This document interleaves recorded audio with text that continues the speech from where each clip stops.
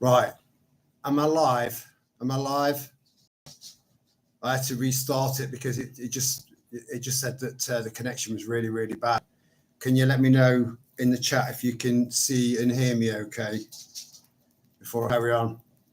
Otherwise, there's no point in carrying on if you can't hear or see me, you know?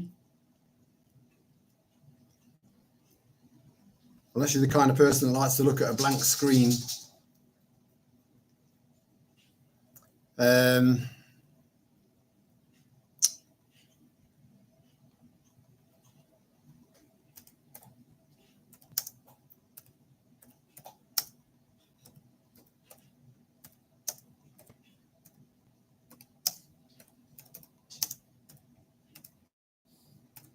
I'm the world's slowest typer. I'm a two-finger typer. Right, thank you, Lana. That's a relief. Now, never straightforward, is it? It's never simple for our Terry. Bear with me a sec.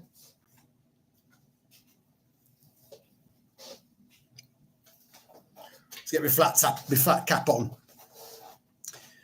Right, so someone sent me a link to a YouTube video in. You only just came on screen a moment ago. Right, okay, yeah. It just said that there was the connection was shit. It didn't actually say your connection is shit. Trying to reconnect, you know. It didn't use the word shit. I wish it did. That'd be great, you know. So yeah, someone sent me a video by Sonia Poulton. It was a video from exactly a week ago, and it's about the royal family. Now, I've not pulled any punches. Hello, 4x4 fella. Hello there, Michael. How you doing, brother? You all right? Hope you're all doing all right. You know, we've survived another week. We do, because we're good. So this was Sonia Poulton. Some of you guys will have heard of her. She's an investigative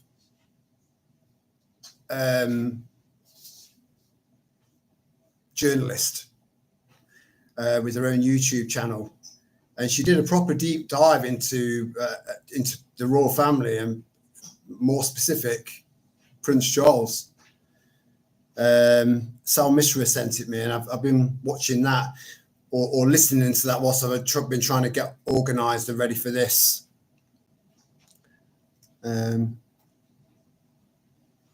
Alan is at my house and he says hello, Terry and Tribe. All right, Alan, you're looking forward to the next Wild Camp? I think it's a week on Friday, or is it a week today? I'll get back to you on that. But yeah, my stepson's coming along as well, Reese. So you get to meet Reese, and he'll be hammocking. A bit jealous. Might try and talk him into sleeping in the tent with the girls, you know, so I can get in the hammock, because I love hammocking. I love it, you know. And it's just such a simple, basic setup. So anyway, Sonia Poulton. Now, we already knew about, we'll talk about loads and loads of stuff. It's not scripted, this. Got a few little notes on a few little things, but nothing much. You know, we just go with the flow, as normal. So we already know about Mountbatten being a nonce, right? And he played a pivotal part in Charles growing up, right? So there's one nonce in Charles's life. Then there was his connection with Savile, and you know, I mean, he had free roam. They used to call him for advice. You know, a necrophiliac / rapist / paedophile, right? Best mates with Charles. So there's Lord Mountbatten, Jimmy Savile, then the Queen had a portrait done by another nonce that when I was growing up, I learned a lot about art from Rolf Harris, him and Tony Hart. That's where I developed my little, what few skills I've got in art. So it's highly likely that, and because he was the first ever prince to go to a school as opposed to having a private tutor, he ended up going to a school that was renowned, as we know today, a school that was renowned for abuse, and putting kids that might be a bit unruly in cages directly underneath cold showers, and there was sexual abuse that went on in there, and all manner of stuff. So he was subjected to all that. And I'm going to make a point at the end of this as well, which is very, very valid. So he spent that amount of time around paedophiles, right? And quite possibly encountered that in school as well.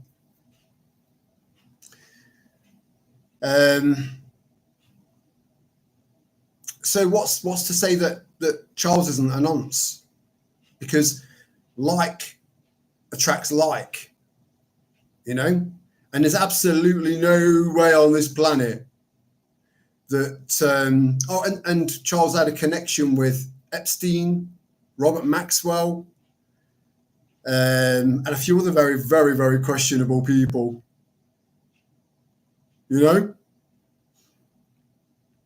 So anyway, I won't go into it. I will move on to something else, right?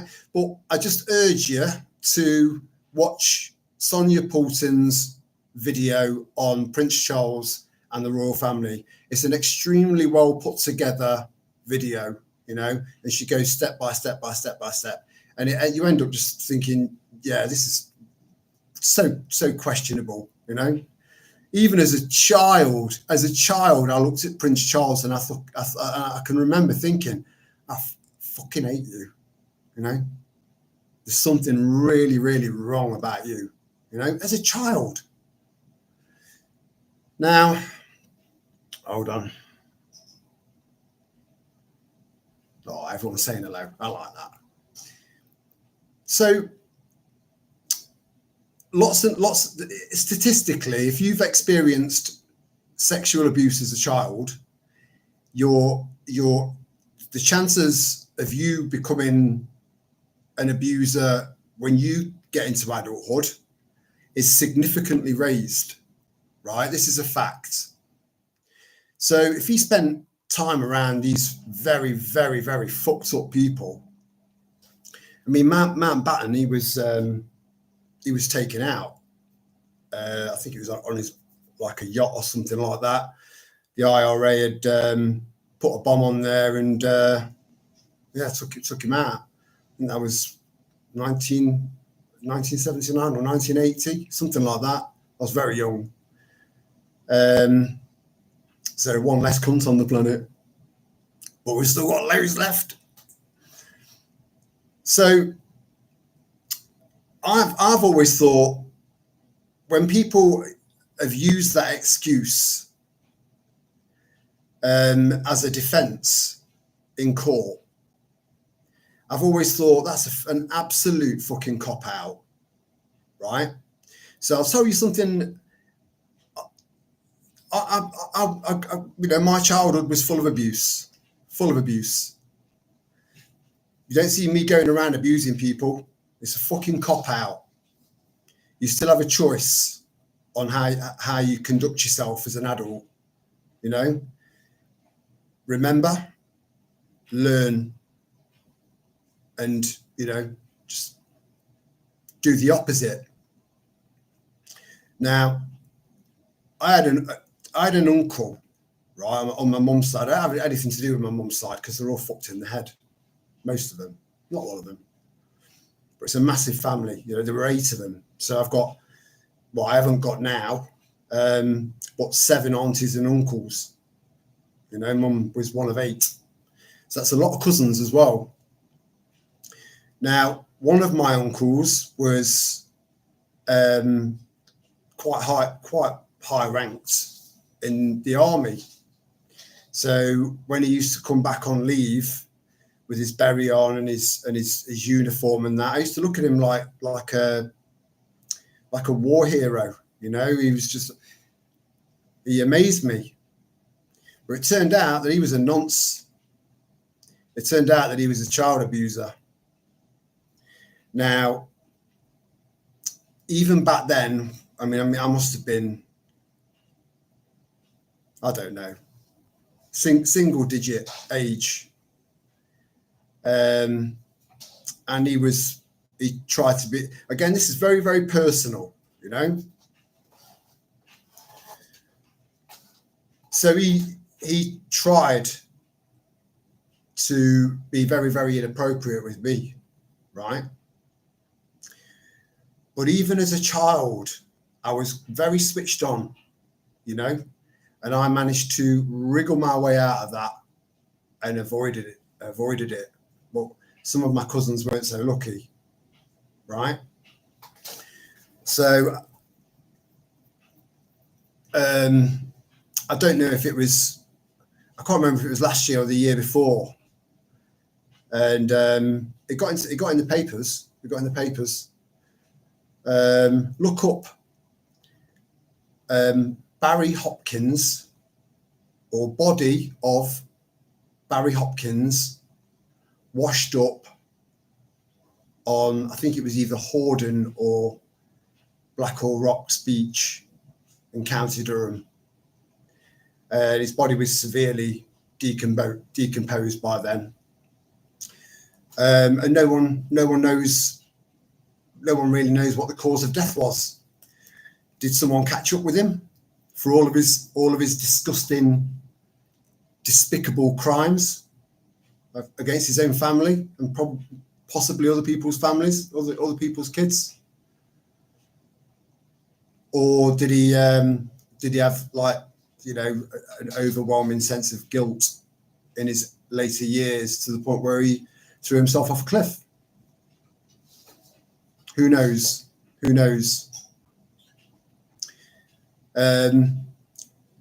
But the point behind that is that if you've experienced abuse, whether that's sexual abuse or just physical and mental abuse by one of your parents or, you know, someone close in the family, that doesn't give you any excuse for you to then go on to abuse your kids sexually, mentally, physically. It's no excuse. And that should never, ever be a defense in court, ever. You know, I didn't turn out to be a cunt. You know, I haven't turned out to be some sort of weird, fucked up, sordid pervert. You can break the cycle. You can. Because I have. So, yeah, have a look. It was in the papers, you know. Barry Hopkins, body washed up on beach. If you Google that in, it should come up with something. In fact, let's have a quick look. Let me just have a quick look. You know, I don't like fucking about on my phone, but I just want to see if I can find the article. And that was my mum's brother. There's loads of things about my family and extended family that have not only kind of made it into the papers, but onto TV. I've had a documentary done about my family, but I don't really want to tell you. I'll see if I can get. Let me just look this up first, right?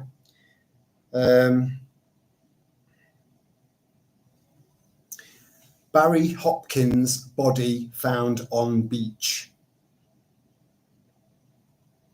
Peterlee, right? So that's where. So I was born in Radford in Nottingham, and then we moved from house to house. You know, we moved around a lot. You know, my mum was a bit nomadic. I think that ended up passing on. I've had 35 addresses from birth.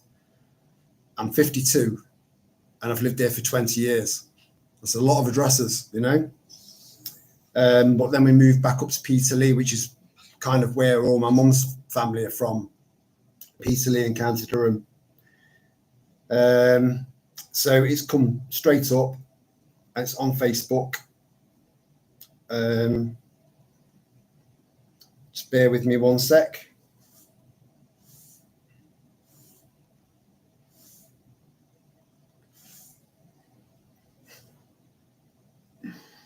You know, Trump's involvement with Epstein is. Why are we talking about this man now? This is old news. This is old news. Let's move on. Let's move on, Let's move on, Trump.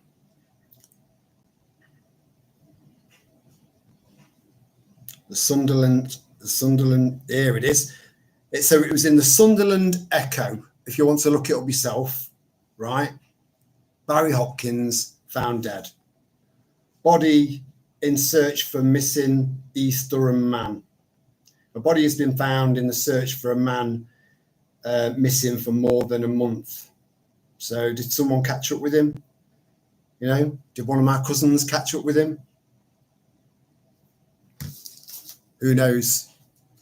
But that was, you know, a very undignified death, which is fitting for a very undignified man.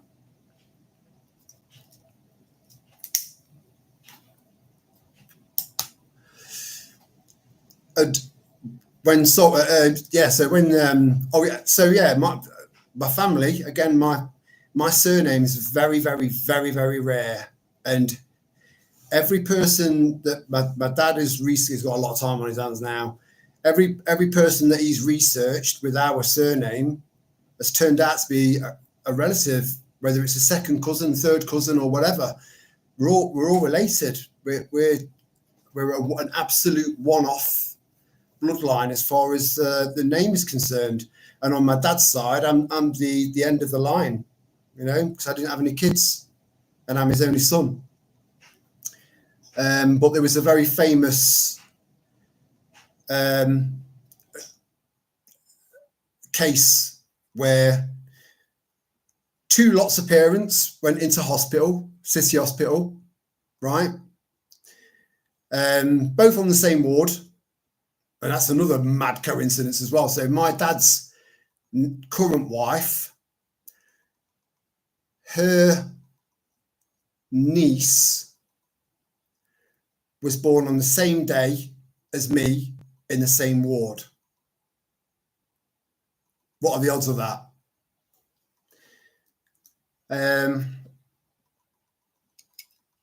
I've fucking forgotten what I was saying now. Does my head when I do that?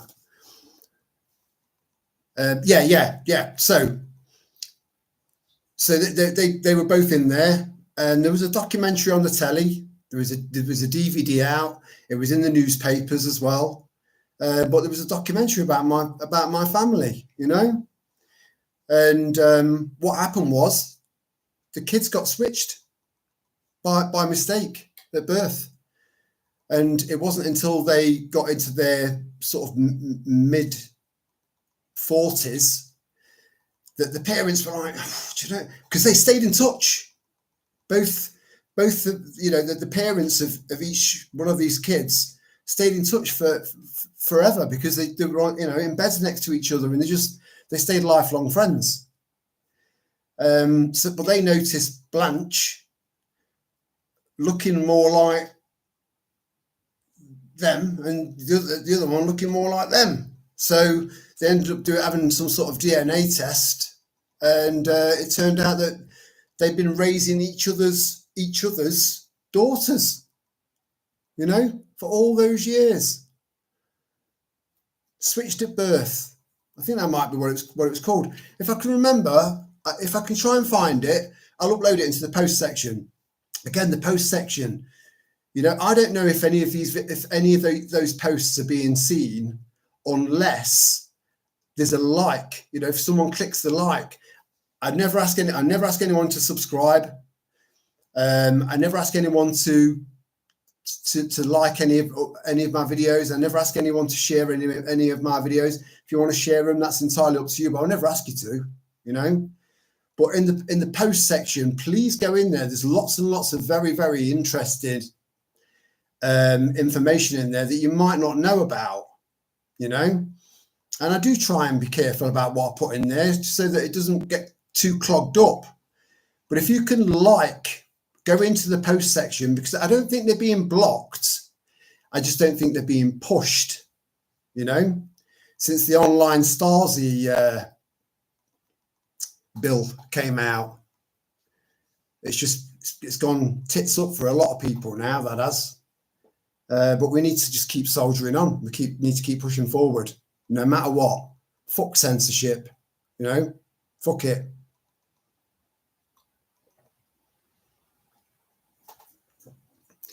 We're all grown-ass adults, right? We don't need Ofcom, which is a propaganda arm of the British deep state, right?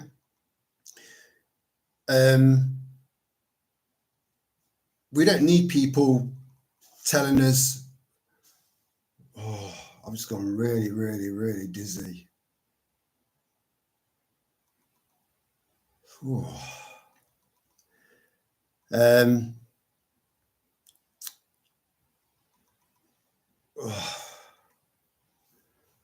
mean, like my fag.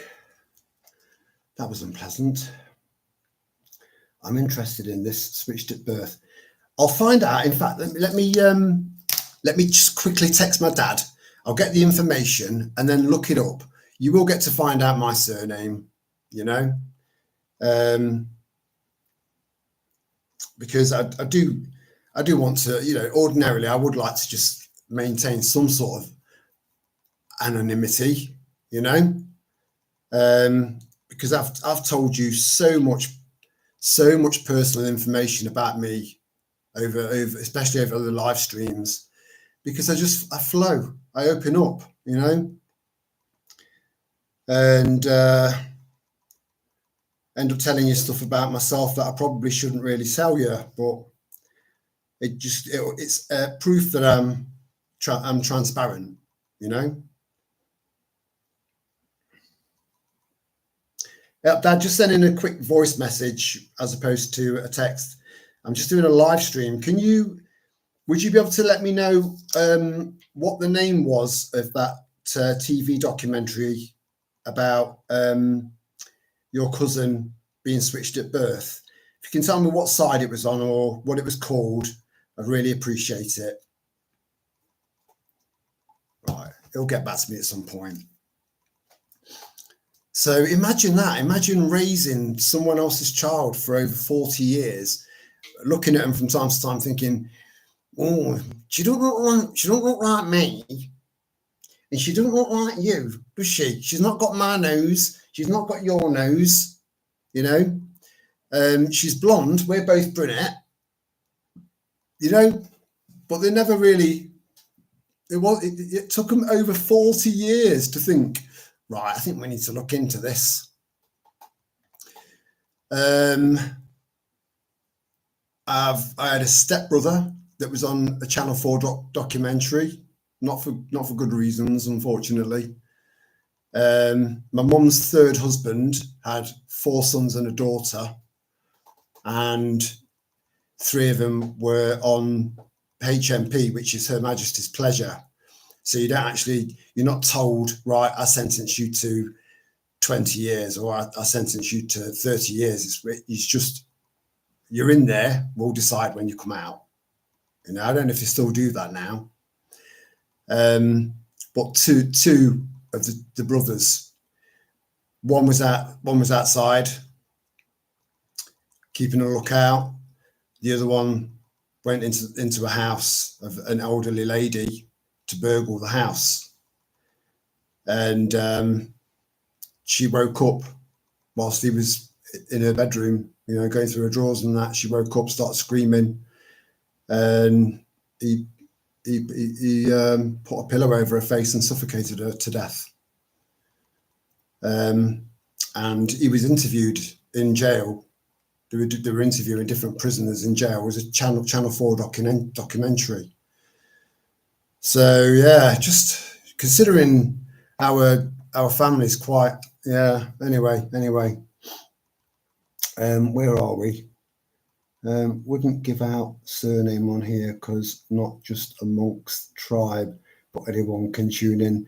Yeah, I was thinking that. Lana. Yeah.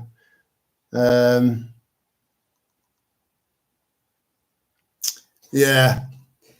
Email me if it's one of our lot, right? If it's a name that I recognise, email me and I'll send you the details to the documentary. So Sky Girl, 100%, email me and I'll send it on to you. It's very, very interesting. But there was a DVD made of it, and whoever put this DVD together is creepy as fuck. Proper creepy. Very, very strange to watch. So the documentary that came out was actually loads better, because it was professionally done. I find it worrying that this kind of situation could happen. It's a mother's worst nightmare. I couldn't get out of the hospital quick enough. I was in there less than 24 hours. Good. Because during that time, during that short time between you actually giving birth to your child, the first mistake that they do is cut the cord too quickly, right? They need to leave that cord connected for a good half an hour, right? Because you are still providing your child with that extra boost, that extra bang. But they cut the cords too early. Why do they do that? So they cut the cords too early. Then when they've cut the cords and then they clamp it off, right? Then they register the birth, which means they take your child. I think they do like a footprint, which is your soul. So they take your soul, your child's soul, and register it as a corporation before you leave. Anyway, where are we? Hello, Ray. You're all right? Thanks for joining us, lass. Hope you got my message. I know you said, are we doing a live stream tonight or what? I didn't want to go in to start with. I wanted a home birth, but they wouldn't allow me because I was over 40. Yeah, I suppose when women get past a certain age, you can, it's the older you are as you have a child, the more possible complications can arise. When you get past 40, 45-ish, the chances of you having a child that's got Down syndrome is quite high. But I'm assuming your little one was absolutely bang on, Sky Girl. But yeah, I love the idea of home births because that was how it used to be done. You'd get a midwife coming round. You'd be on the floor, loads of towels and hot water. I don't even know what that's for. What's the towels and hot water for? But yeah, loads of people have had home births. A lot of them have had home births in the bath because it's a very practical way to give birth because the baby is going from being in a watery environment into a watery environment, but being instantly exposed to it's fucking gone. What's that shit in the water? It's gone. Does my head in when that happens. I know you'll tell me. But yeah, water births. I love the idea of people giving birth at home because that was normal. It was normal. None of us trust the NHS anymore. Yeah, I agree. I was home birth result, but I didn't have a say in it long. Do you know what, Michael? I was so surprised, so fucking surprised when I was born, right, that I didn't say a word for about a year. Shit dad joke. Keep it quiet, Terry. Lana's right. Yeah. If you email me, Sky Girl, I'd feel comfortable sending you this documentary on, and I think you'd find it very interesting because it's well put together, you know. And that would have been my. I don't know. You know, when it's second removed, third removed, like fourth removed. I don't get all that, so I don't know what my dad's cousin would be to me. Would that be a great cousin? I don't know. Doesn't matter. Hello, Lego Lover. Thanks for joining us. Lego Lover is a new little member to our little tribe. So please show some love. I've just caught up. Heavy stream. I feel for you. Good evening, all you wonderful people. That's a lovely first introduction, Lego Lover, and thank you for joining us. Hello, Watcher123. Much love, my friend. Yeah, the cord that cord needs to stay connected for at least a good half an hour, you know, make a massive difference. And breastfeeding is essential for the formation of your mouth and your jaw, you know. And then on top of that, breastfeeding your child for as long as you possibly can. As long as you can, you know, even if they're up to, like, I don't know, 18 months old. I think it's a good thing. But then you could end up with a very, very needy child, and that's not good either. Tough love is the best kind of love. Where are we? I've only recently discovered about the reasons for cutting the cord too early, and the fact that they want the placenta. It's terrible. It is terrible. It is. We live in a very, very dark, twisted, fucked up world. Very dark, you know. Again, and during the Biden administration, was it 250 or 3? I think it was 300,000 kids at least that have just completely disappeared. You know, I wonder if Charles had any.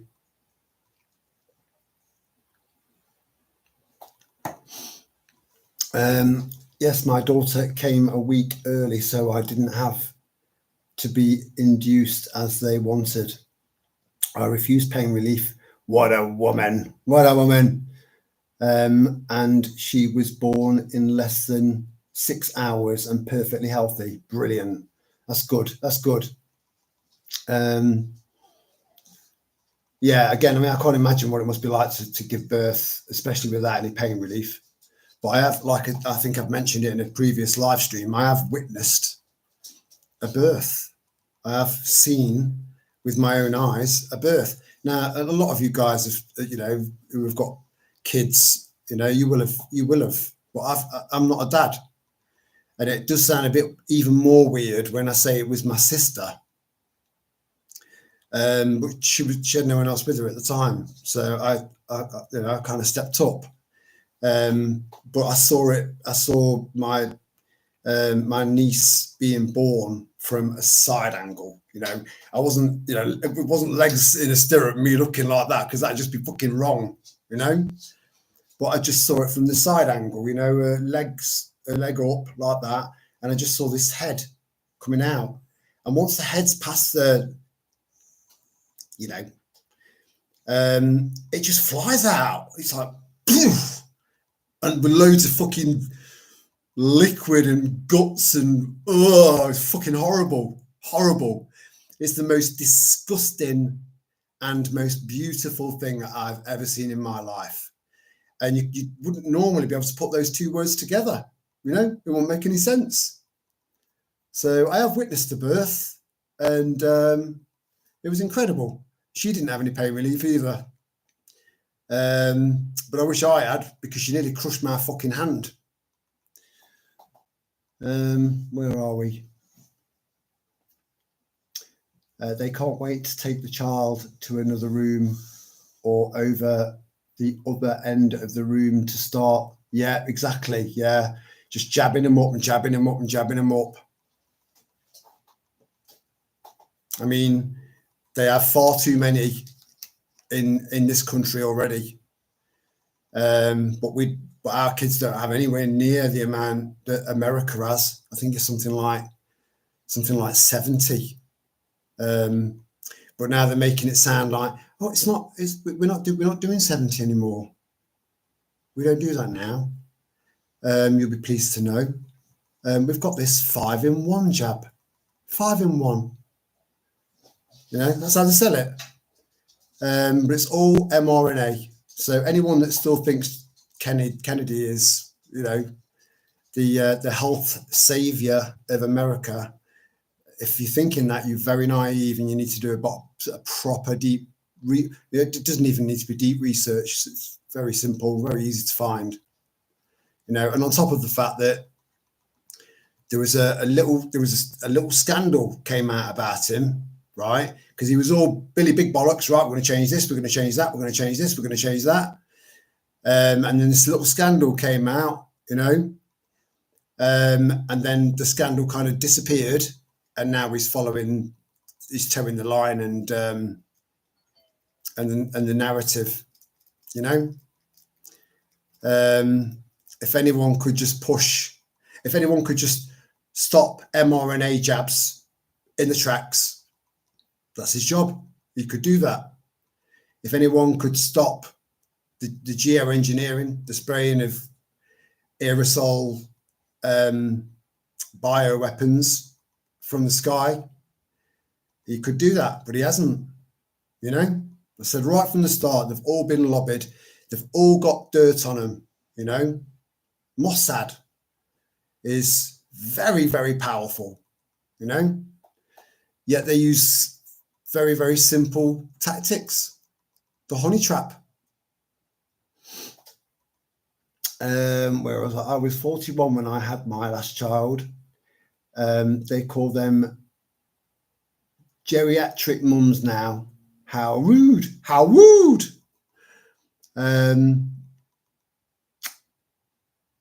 Yeah, I think 41 I think that could quite possibly be an almost new normal now, because people are just trying to. I think a lot of people kind of want to live their life a little bit now before they, because that's it. You're dedicating at least the next 18 years of your life to parenting, to full-time parenting, and all of the challenges that comes with that.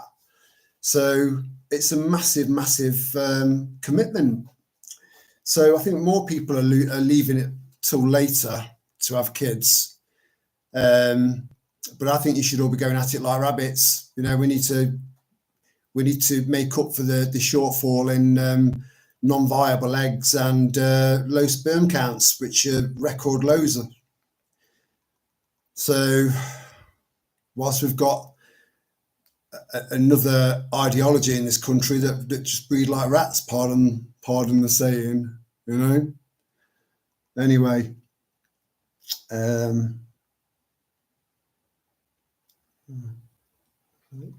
this was my first and only child. They took over and frightened me by saying I was geriatric. Did they actually use that term then? Cheeky bastards. And there could be problems. There weren't any. Yeah, this is what I'm saying. People have lost so much faith in the NHS now because so many people are waking up to it and what it's all about. You know, I've had to opt out from being an organ donor. You know, you were opted in without any consultation, so automatically opted in as an organ donator. So yeah, I'm not now, and I've asked for proof through the post. So I'll have a letter, and then I'll give that letter. I'll photocopy it to a few people. So if anything happens to me, they need to be overlooking that, because generally speaking, they won't take organs from a dead body. Just something to bear in mind. So when, because your organs are worth a fortune, so a baby's worth a fortune.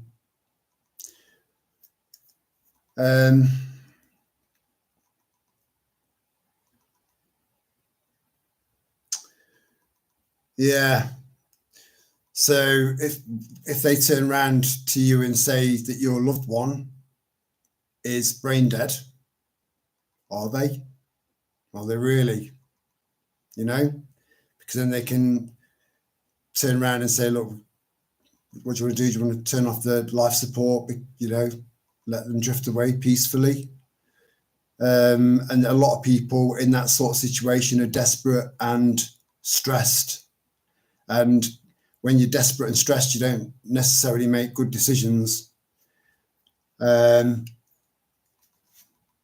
So if you go, yeah, let's turn it off, before you know it, that person's been whisked away. Time is of the essence. Let's get in there and see what we can take. Just something for you to think about. Breastfed my last child till he was 2. I was going to say 2 instead of 18 months, but I didn't want people thinking I'm a bit weird. It's just, I think it's great, because breast milk is specifically designed, specifically formulated for your child, right? So I have put something, again, I put this in the post section. It's not got any likes or anything like that, so I don't know if it's being seen, but it is titled "Stop Feeding Your Kids Shit," eh? You know, and it's just the actual video is like an animation of kids eating ice cream and doing like some sort of cartoon depiction of what the ice cream's doing, eating like a candy bar, and then an illustration of what the candy bar's doing, and then it goes through other bad food, shit food, right, and what it's doing to that child's body that's still fucking developing, right?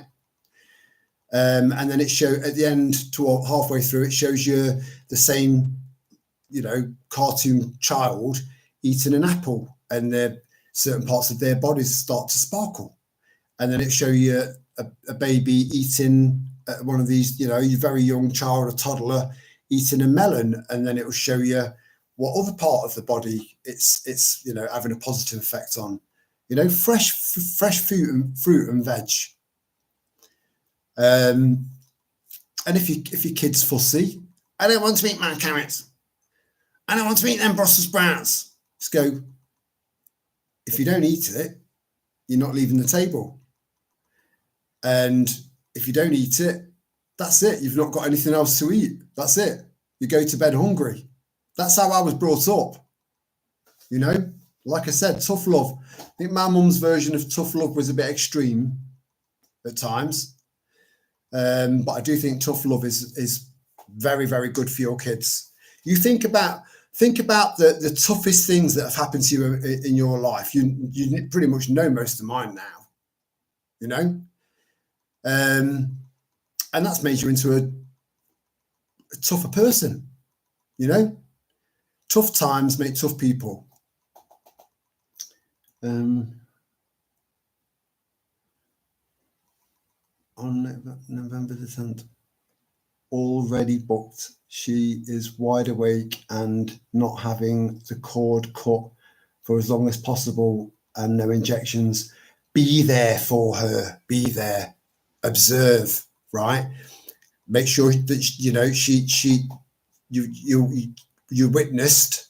Make sure you witnessed her saying that you want you to be her second pair of eyes. you know, and make sure everything's done to the letter, to her wishes. But yeah, leave that cord connected for as long as possible. Taking of organ donation. I renewed my license in the last few weeks and did not consent to organ donation.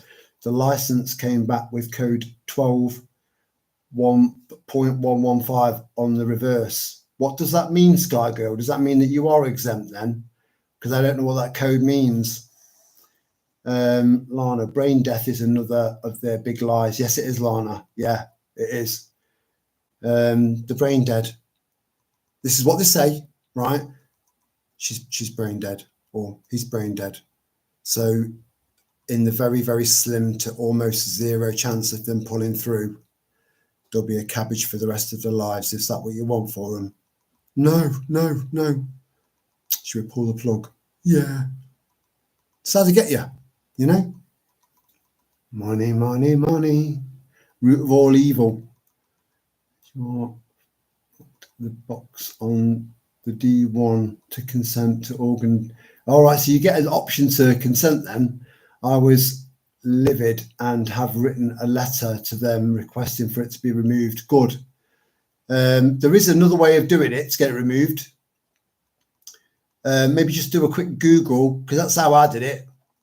Just do a quick Google. How do I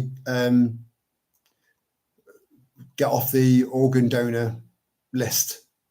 And there'll be loads of Reddit, you know, remarks and blah, blah, blah, blah, blah. You know, there'll be loads of instructions on how to do it. They give paralyzing drugs so the person cannot move, but they do not give anesthetics. So the person feels everything being taken. Oh my God, can you imagine?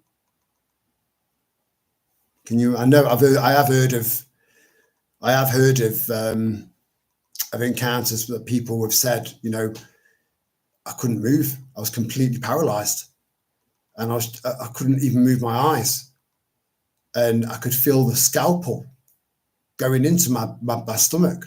I could feel the pain. The pain was excruciating, but I couldn't scream. I couldn't shout. You know, these cases are not isolated. You know, they are sneakily opting people into organ donation without their consent. Yeah, look into it, guys. And that's exactly what they're doing. They don't take organs from dead bodies because the organs are dead. Exactly. Yeah. You need to be alive. Yeah. So imagine how many paramedics are complicit with this. You know, whether they understand what they're actually doing or not is another question. But we're critically thinking people. We'd be asking questions, you know.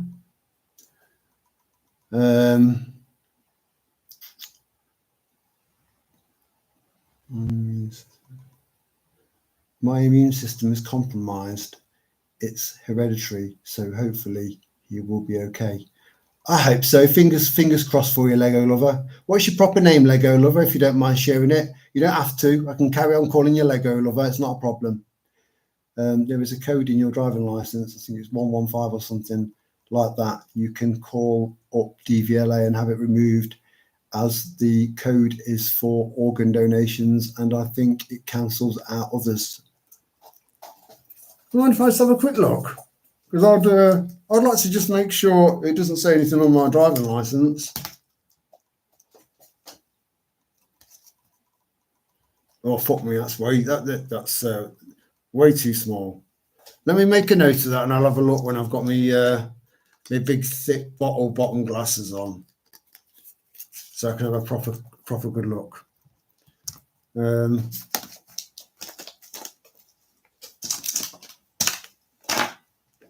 Let me just get a pen.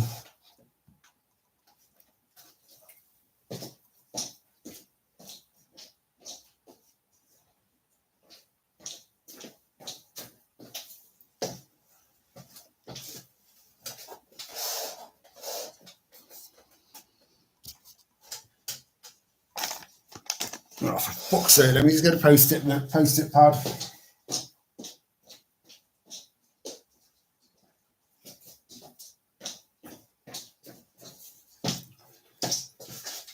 I do apologise, guys.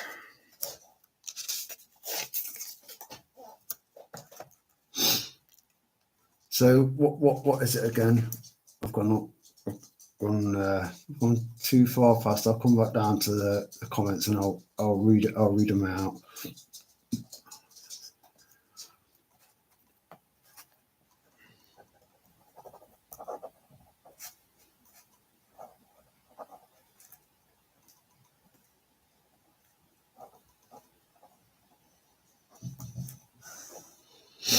Because you see that's another concern, is that even though I've opted out, if it's got that code on my driving license and they're just going by that, then what's to stop them from continuing with digging away? And who knows? I mean, even my down there, at some point someone's going to need another leg.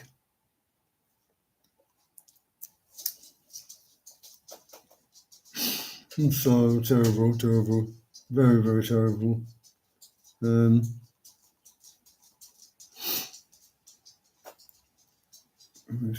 Tell them you have had a private blood test, and if they put any mRNA in you, you're going to sue them. Do you know that's one thing that really, really does anger me? Generally speaking, when I come across as angry, I'm just being passionate normally. I don't often get angry. You'll fucking know if I'm angry, right?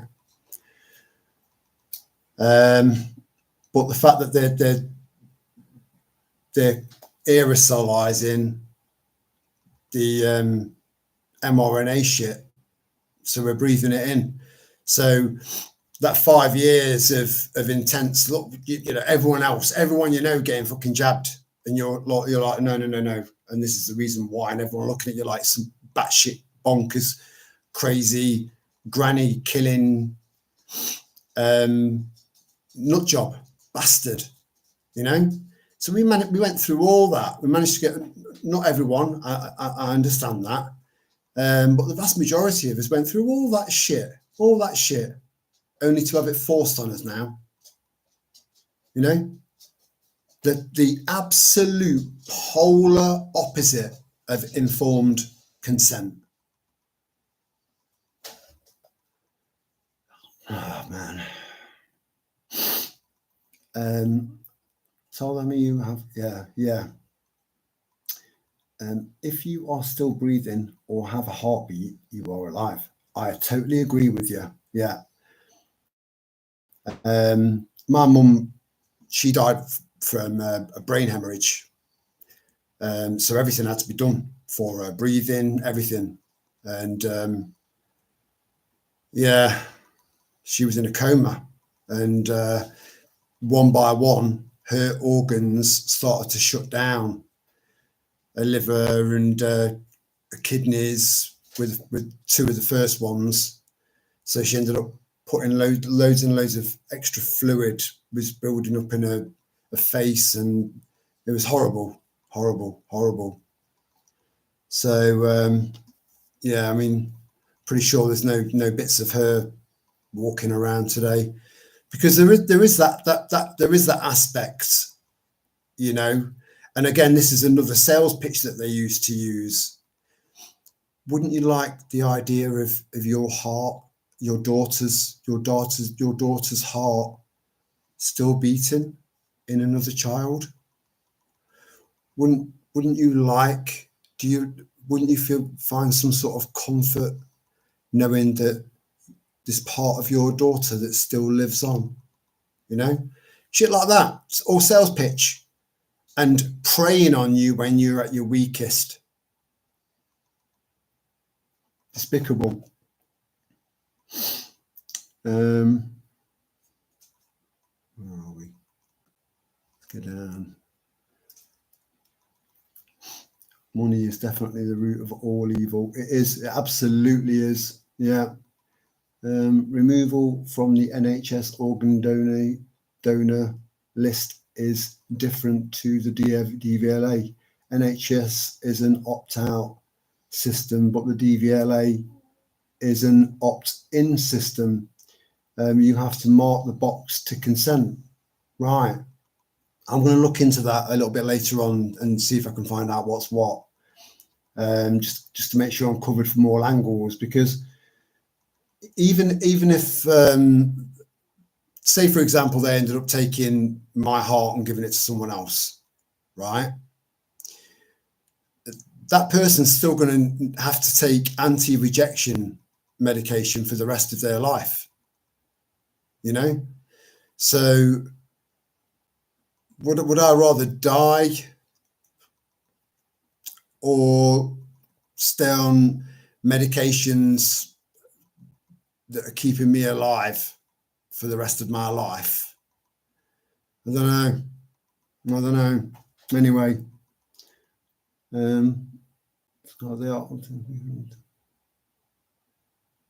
check your photo card license if you are renewing it. Yeah, mine was renewed relatively recently. So,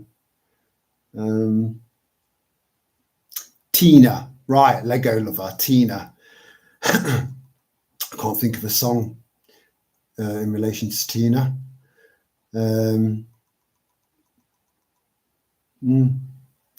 But yeah, there's not many Tinas around. That's quite an old school name. I like it. You can't call the DVLA. They tell you to write in and submit your license to have it removed. I've just had to do it. Right. Well, I've kind of just put myself a reminder there, so I will look into that. And to anyone else that's watching or listening live or in the replay, maybe consider doing the same thing, you know. Right, Terry, look at the back of your license on the bottom left. I did do, but these glasses aren't great. They're not great at all.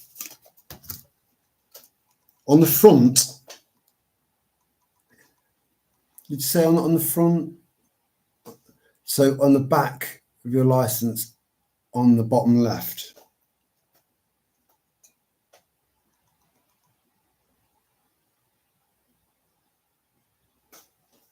I can't make it out. Hold on, let me try. These glasses aren't great, but these blue light blockers fit perfectly onto these glasses. They don't fit any of the glasses. So I'm quite restricted as to what I can wear.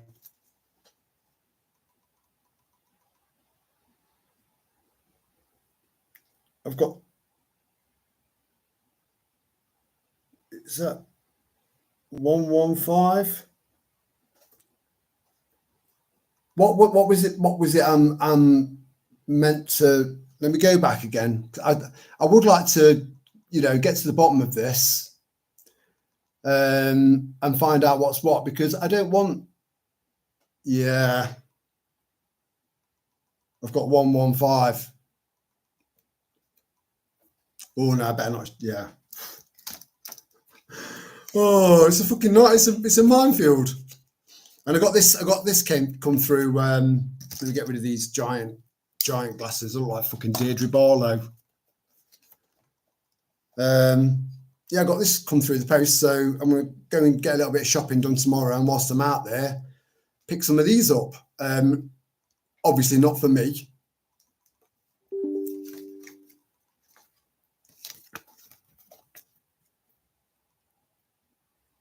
You see that?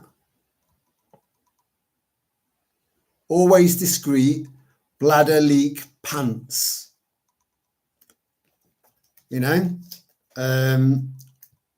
just to clarify, I don't need them. You know, I've got good bladder control. But it's a freebie, you see. I've already got shitloads of tampons, shitloads of sanitary towels, nappies, you know, even though I've not actually got any use for any of these things, they will be appreciated if they're hard to come by. There's no best before date. And they're also good, very, very good items to have on standby as far as first aid's concerned. So yeah, so I'll be going to get my free incontinence pants at some point over the weekend.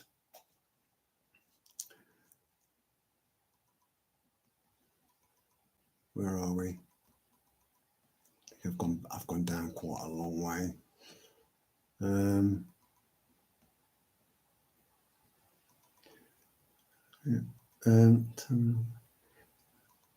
If you were in car accident and got taken, they would look for your license, and if it's on there, they will go by that, assuming you wish to donate. Yeah, I am definitely going to get that sorted out. I'm going to print a letter off of stating I do not wish to donate organs, nor do I wish to have a DNR. I will keep this on me always because I don't trust the NHS. Yeah, but it's again, you're just better off having someone with you, you know, because as soon as they take you away, whether you're dead or not, you know, and they tell people that you are, fuck knows what's going to happen to you then, because you're out of view. I know this is a very dark, macabre subject, but I think it's something that needs to be discussed. Imagine SHTF and being unable to get anti-rejection meds to keep the organ going. Lana, do you know what?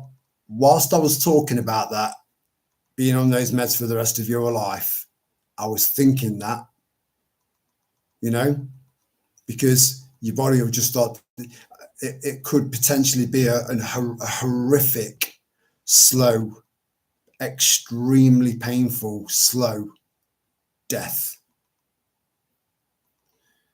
So yeah, sorry about your mum. I care for mine and appreciate that she's still alive. I've taken her off most of her meds, cut out sugary treats and a lot of her carbs. She has improved greatly. Brilliant. Good on you, Tina. Yeah. And if she's got a sweet tooth, you know,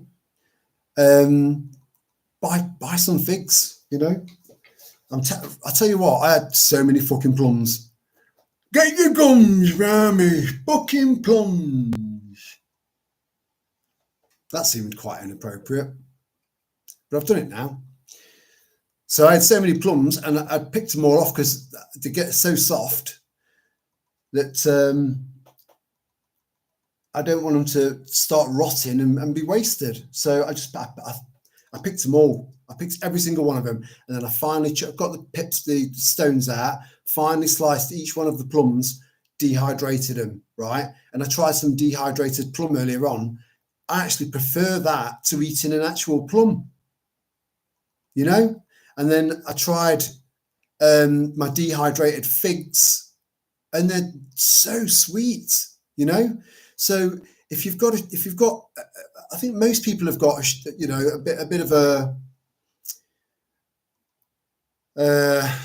love for sweet stuff. You know, a lot of people have got. It's you know, be naughty and nice, and you know, we all love sweets as a kid. It's just that sugary.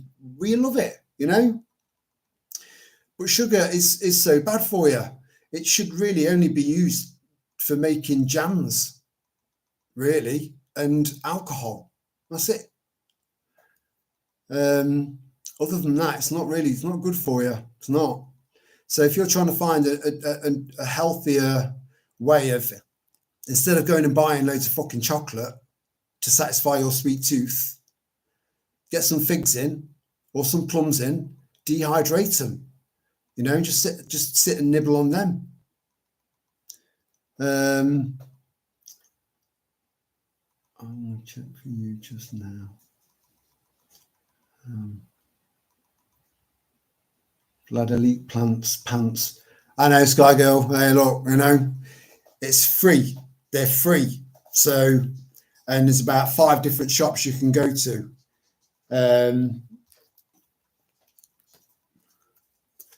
I think whenever you get anything like that through the door, take advantage of it. But don't drive well out of your way to go and pick them up, because then you're taking into account diesel or bus fares and shit like that. I mean, look at that. You see, she's got a lovely arse.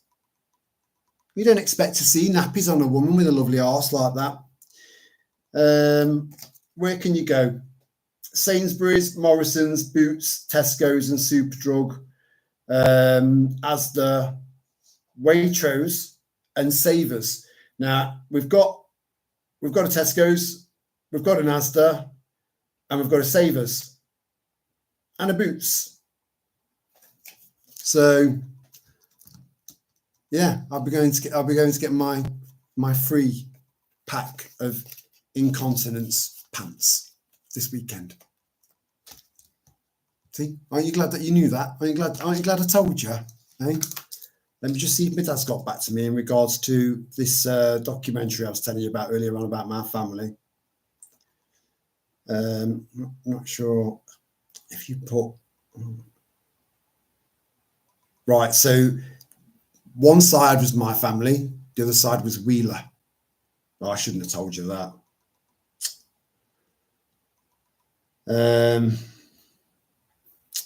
Yeah, anyway, it is what it is. Are you a hoarder? Tina, a little bit. But there's a fine line between mindless hoarding and prepping. I think there's a fine line between a prepper and a survivalist. And or is there? You know, because we're all survivors, especially of the last 5 years, and what we know, our knowledge, you know, what we see coming, what we know's happened. I'm probably more of a survivalist because I live in a town, but I am ready for going off grid. And when people think about going off grid, they think of someone with a little kind of wooden cabin on a couple of acres of land with chickens and, you know, loads of polytunnels and just growing as much food as you possibly can and just being self-sufficient that way. Well, we need to adapt and adjust a little bit, because again, this was always a city prepping channel. But it is doable, and I am testament to that. It is doable. So yeah, I've got a lot of stuff.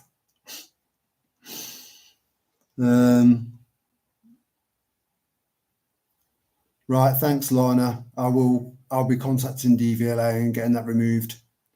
I never really thought about it until now. So thank you guys. I really appreciate that. I am trying mindfulness to stop hoarding. It's hard, Tina. But if you're hoarding because it's all practical stuff that's going to get used at some point, it's not hoarding, it's prepping. If you've got, oh no, I can't throw this teddy bear away.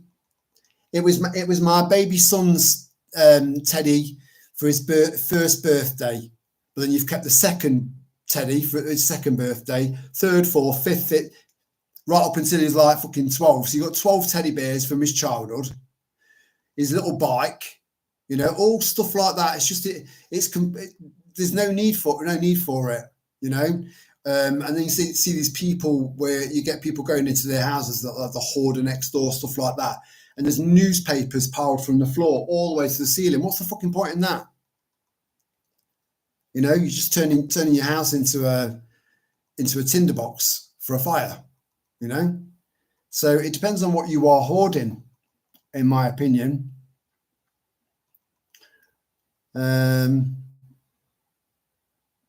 Yeah, there is a fine line between hoarding and prepping. Hoarding is when you hoard loads of shit that you don't need and don't want, not really, you know. Prepping, my front bedroom it's not functional as bedroom anymore. But I could go through what I've got in there and you'd get it. Yeah, figs are lovely, Tina. Get them down you. That's a great name for it. I'm now a prepper. Yes, you are a prepper. But you need to get prepping. You know, start stocking up on as much food as you possibly can, because we have orchestrated food shortages coming, right? And then what they're going to do is they'll turn around and at some point after you've signed up for your digital ID, right? And you've got Grok as you know, or Grok and X as the app of everything, right, on there as well.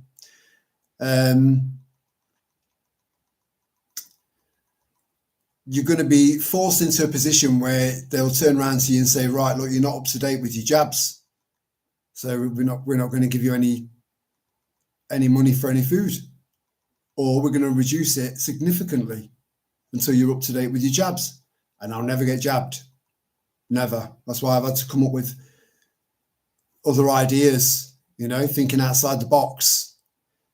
But prepping, if you Tina, if you've just started prepping, start getting food, start stocking up on food. Fuck your feng shui, right? Fuck that. Just get some big tubs and start putting loads of food away. And if you want any advice on what sort of food to buy that's got a decent shelf life, longevity, but can still pretty much meet your nutritional needs to survive, then we're a wealth of information, because that's what we do, you know?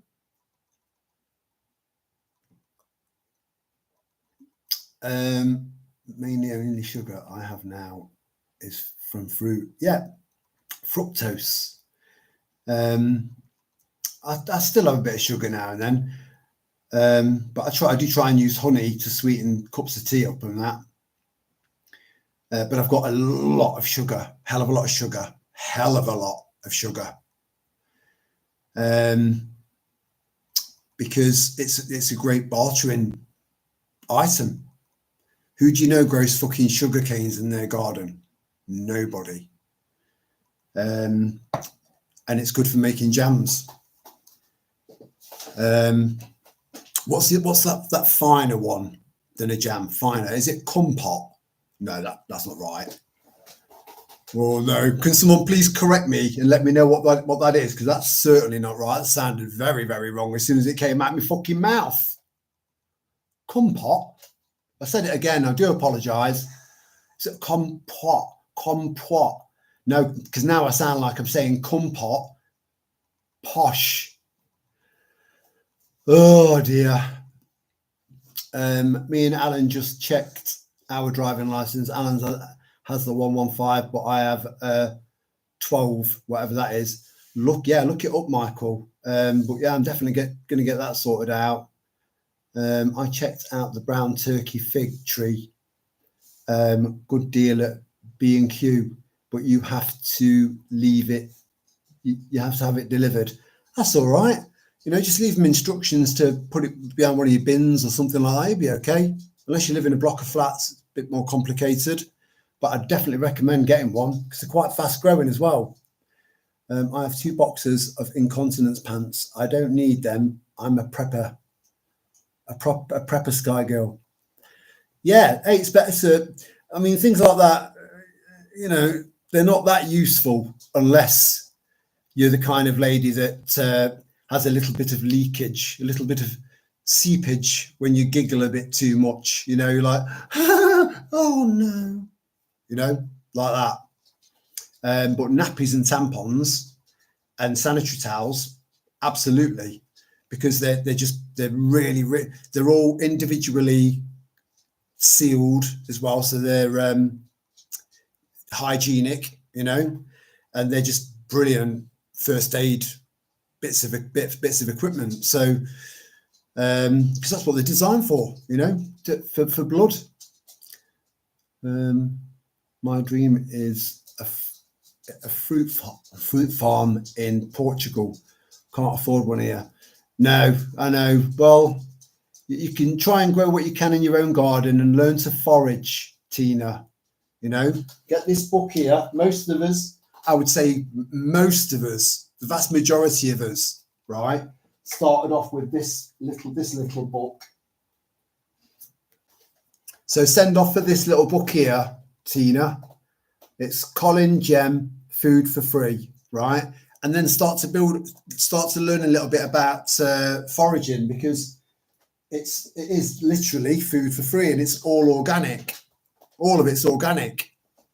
And then you can, you know, the world's your oyster. Then you start to think, fuck me, I'll never look at a stinging nettle in the same way ever again.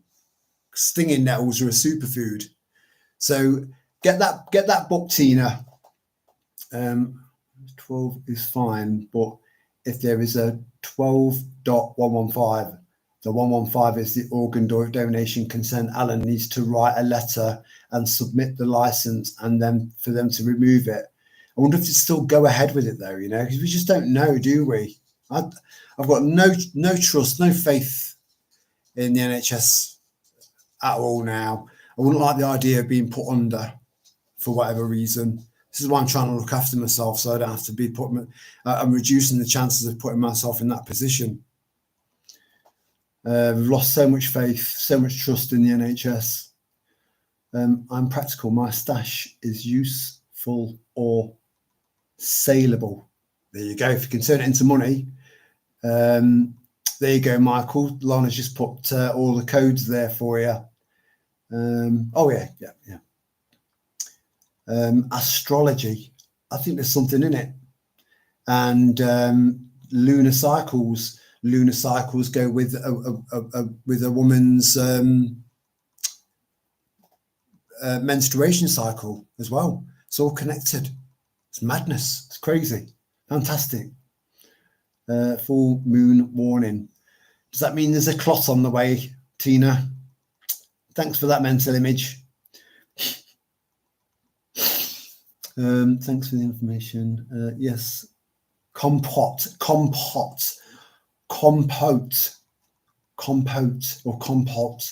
is like a stewed fruit, so like a syrupy fruit sauce. Yeah. So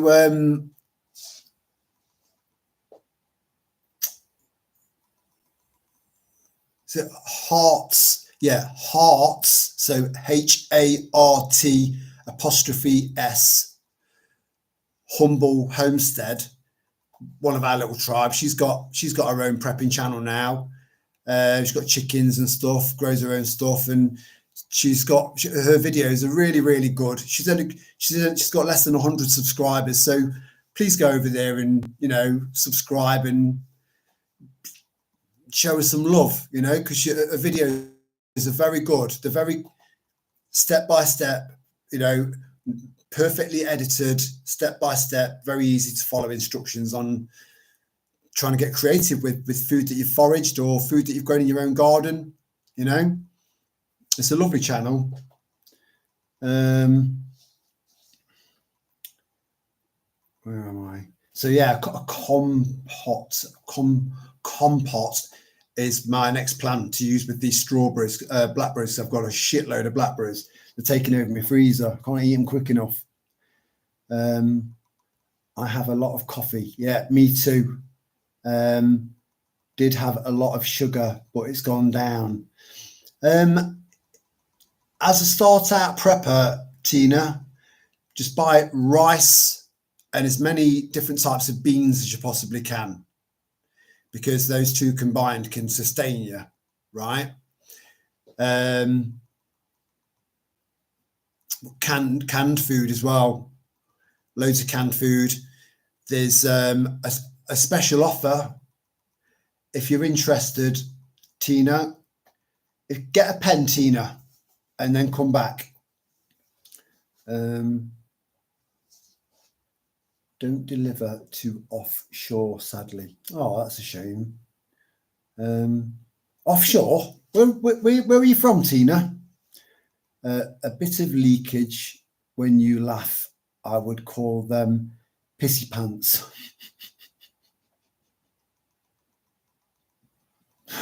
So would I, Sky Girl. So would I. I will find that book. Thanks. Watched a lot of prepping. I need a wind-up radio. A wind-up radio it depends on what your financial situation is. You know, a wind-up radios, you can't eat that, right? Focus on food. Focus on as much food as you can. But if you can afford a little wind-up radio, get one. You know, but get one that takes batteries, that can also be powered by solar and wind-up. Get a massive combination, and look at reviews. Me too. I wouldn't trust them. Not the jab while under. I know, we just don't know. Just subscribe to Hearts Humble Homestead. Thank you, Sky Girl. Well worth it. It's a lovely, lovely, lovely channel. Really is. And she said that the first ever prepping channel she ever subscribed to was ours. You know, how lovely is that? And now she's doing her own thing. That's the link to the channel. So there's the link to Hearts Humble Homestead. I didn't know you could do that, Lana. You live on the Isle of Wight. Wow. Is it the Isle of Wight or the Isle of Man that Neil McCoy Ward lives on? You know, the king of the grift.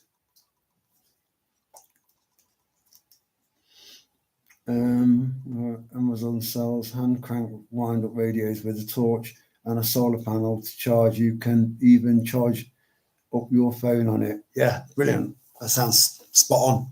I've got 3 now, but then I like to have a backup for a backup for a backup, you know. So I've got one at the caravan. I mean the I don't know if any of you guys, I know some of you will. The Canadian government are now turning around to people and saying, we're now restricting you not to go on hikes in the countryside, you know, and we're going to restrict you, even if you've got a little log cabin out there, you know, that you've had passed down from generation to generation to generation to generation to generation, where you go out every summer and chill out in nature and that. You can't go there either, you know. So unfortunately, the Canadians are a little bit too tolerant, in my opinion. As British, we are quite tolerant, but we've also it depends on how you look at it. I think we've got a very, very, very, very long fuse. Like the French, their fuse is that, you know, you set fire to one end and that's it, fucking kicking off, right? We've got a very, very, very, very, very long fuse, but we've got the biggest fucking bomb in Europe as a continent when that fuse finally gets to the explosive. And that's what we're going to be seeing probably this summer.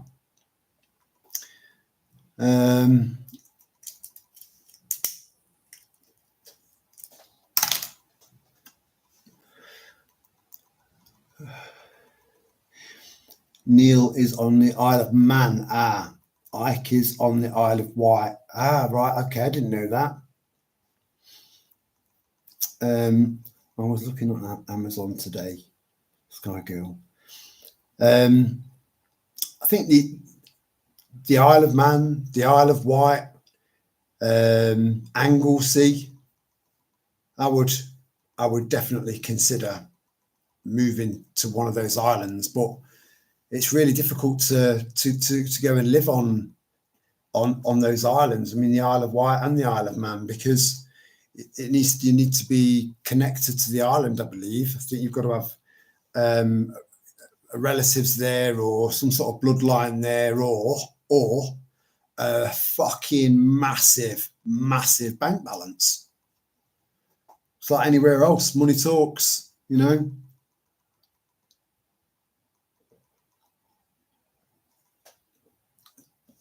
All right, imagine living on an island, right, where David Icke lives, you know.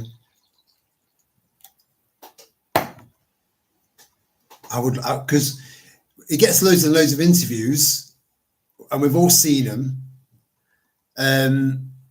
But when he's being interviewed, he's giving the answers to the questions that he's being asked by the interviewer.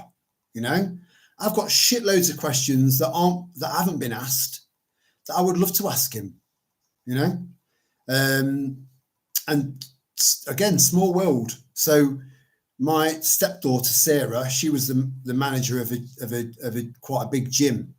It was one of the Clifford gyms. She was the manager there, and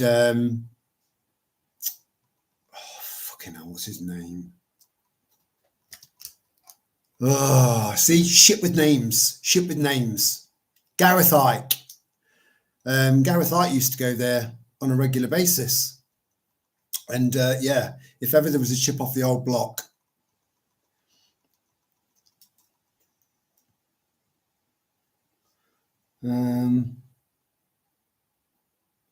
I don't like using Amazon, but they do some good stuff. I love mine. I had to use it already in a power cut, and it served me well. Yeah, having lots and lots of little backups here and there will do you well, you know. But everyone should have a fire steel, for example, and loads of lighters. People are saying matches because in crisis situations, matches are great. It's instant fire. But if all of those matches get wet, you're fucked.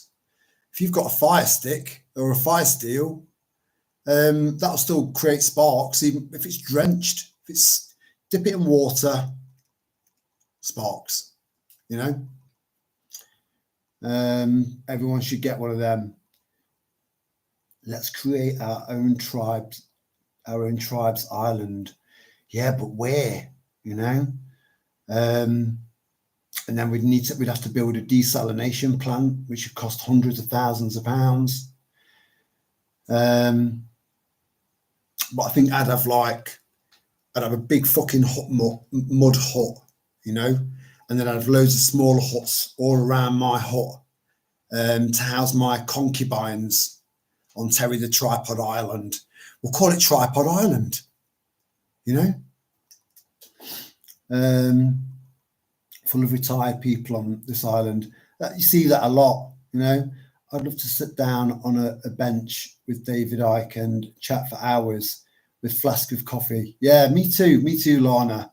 I'd love to get inside his head. I really would. There's loads of questions that haven't been answered, and you know, a lot of questions that he has answered that's just left more questions for me, you know. Pound shop is fab for cheap lighters and batteries. I've stocked up on loads and have a couple of ferro rods. Good ferro rods. I've got no idea how many I've got of them now. No idea. I know a lot of people are really penny pinching now, and to get certain pieces of kit, I held out for as long as possible, but I fell under Lana's spell, and she was telling me how much she'd saved, stuff that I'd bought on Amazon Prime or eBay, and then she was saying, look, actually it's like half the price on Temu, and it's the same thing. So I ended up going for it and downloading Temu, and I've bought loads and loads of stuff. and a lot of this stuff's really good quality. I'm just going to go and grab something, just show you one of the things that I've got, that is extremely useful, extremely.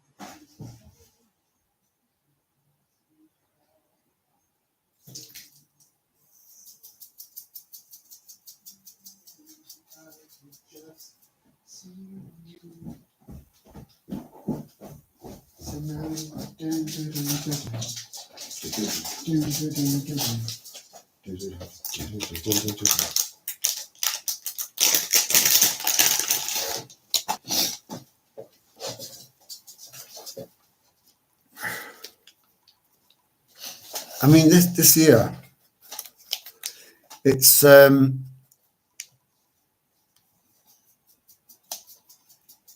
I do think that it does feel like real leather,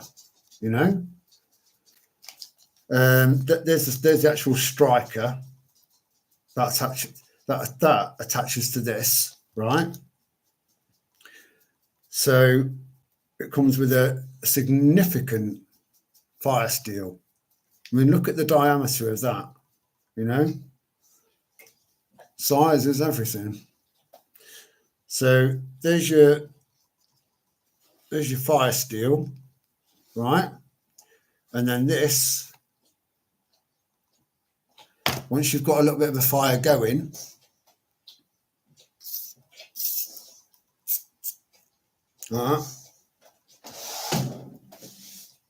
and then what you do is you celebrate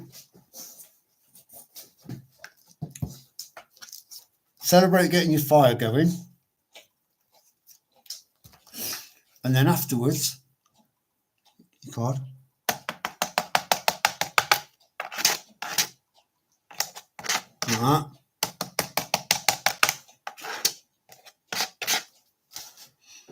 and then you go.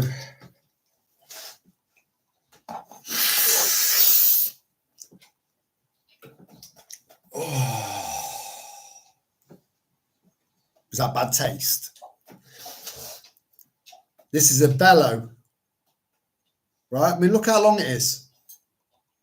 It comes out even further. Look at the length of that. One of my favourite chat lines. Slots away into nothing. And you just extend it right out, get right to the base of the fire and just go.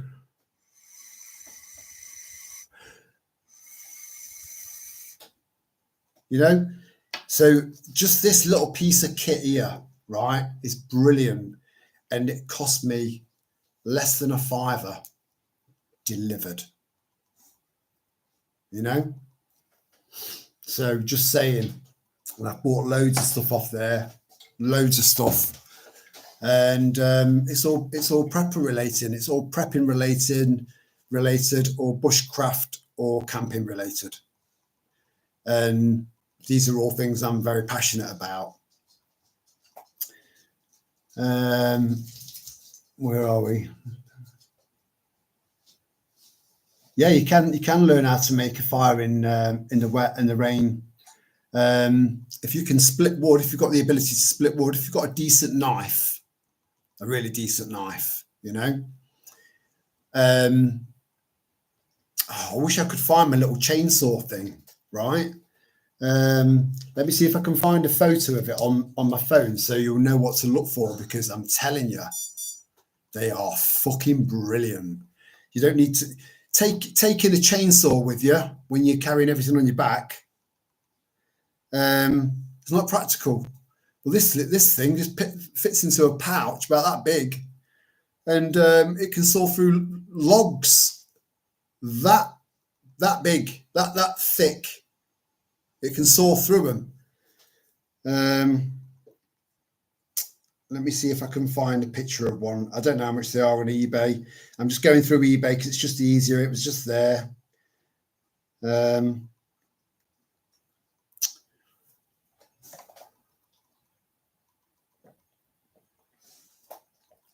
What would it be called? Pocket Bushcraft Chainsaw.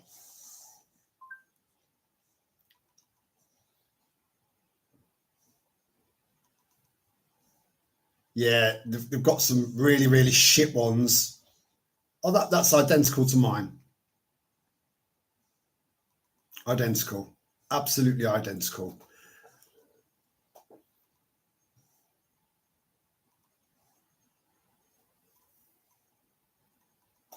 Okay, now you can't see. There you go, Lord. If I keep it there. Yeah, so one person, you'll have one person. You can do it on your own. It is doable on your own.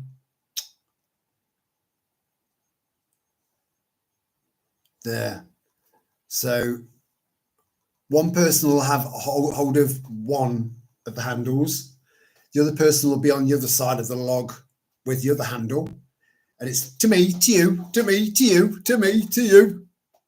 But before you know it, you've got shitloads of firewood.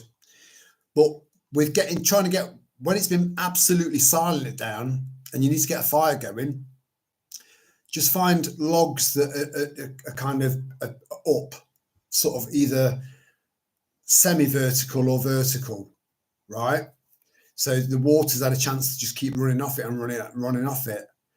Saw through it, then get a knife, turn the log so it's facing upwards, put the knife on the top, find something to use as a baton, so another log, something like that, and just split, right? So you'll start off with a log that big. The first inch will be waterlogged, but in the middle will be dry wood, and that's what you get. That's what you're going for. So then you'll have dry wood to make a fire, even when it's been raining for days. I've missed a comment or two. Please bear with. That's a great skill to learn on, and it's quite easy when you know how. It is. Yeah. Keep an eye on the batteries. The cheap ones leak much faster. All of my batteries, every single one of them, apart from none. Every single battery I own is rechargeable. Every single one. It's an absolute no-brainer. Forgetting rechargeable, and the charger runs off plug USB or 12-volt port system. And one of the best AA, AAA battery chargers you can buy, which is surprisingly affordable, but they are brilliant, and it's called Venom. So look up Venom battery chargers, really good, highly recommend them. Portugal is better. Trees are mature and supply food already. Abundance of clean fresh water. Saw a lovely property recently for 14k, sold in less than 24 hours. Again, another sort of connection to the telly with me. So just before me and Sal got together, I was ready for selling everything that I had to downsize right down to buy a narrowboat and live on a narrowboat. So I had a marine mortgage in principle ready to go. I had a 20 grand loan in principle ready to go, good to go. So I was traveling all around the country going to look at boats because it had to be the right one.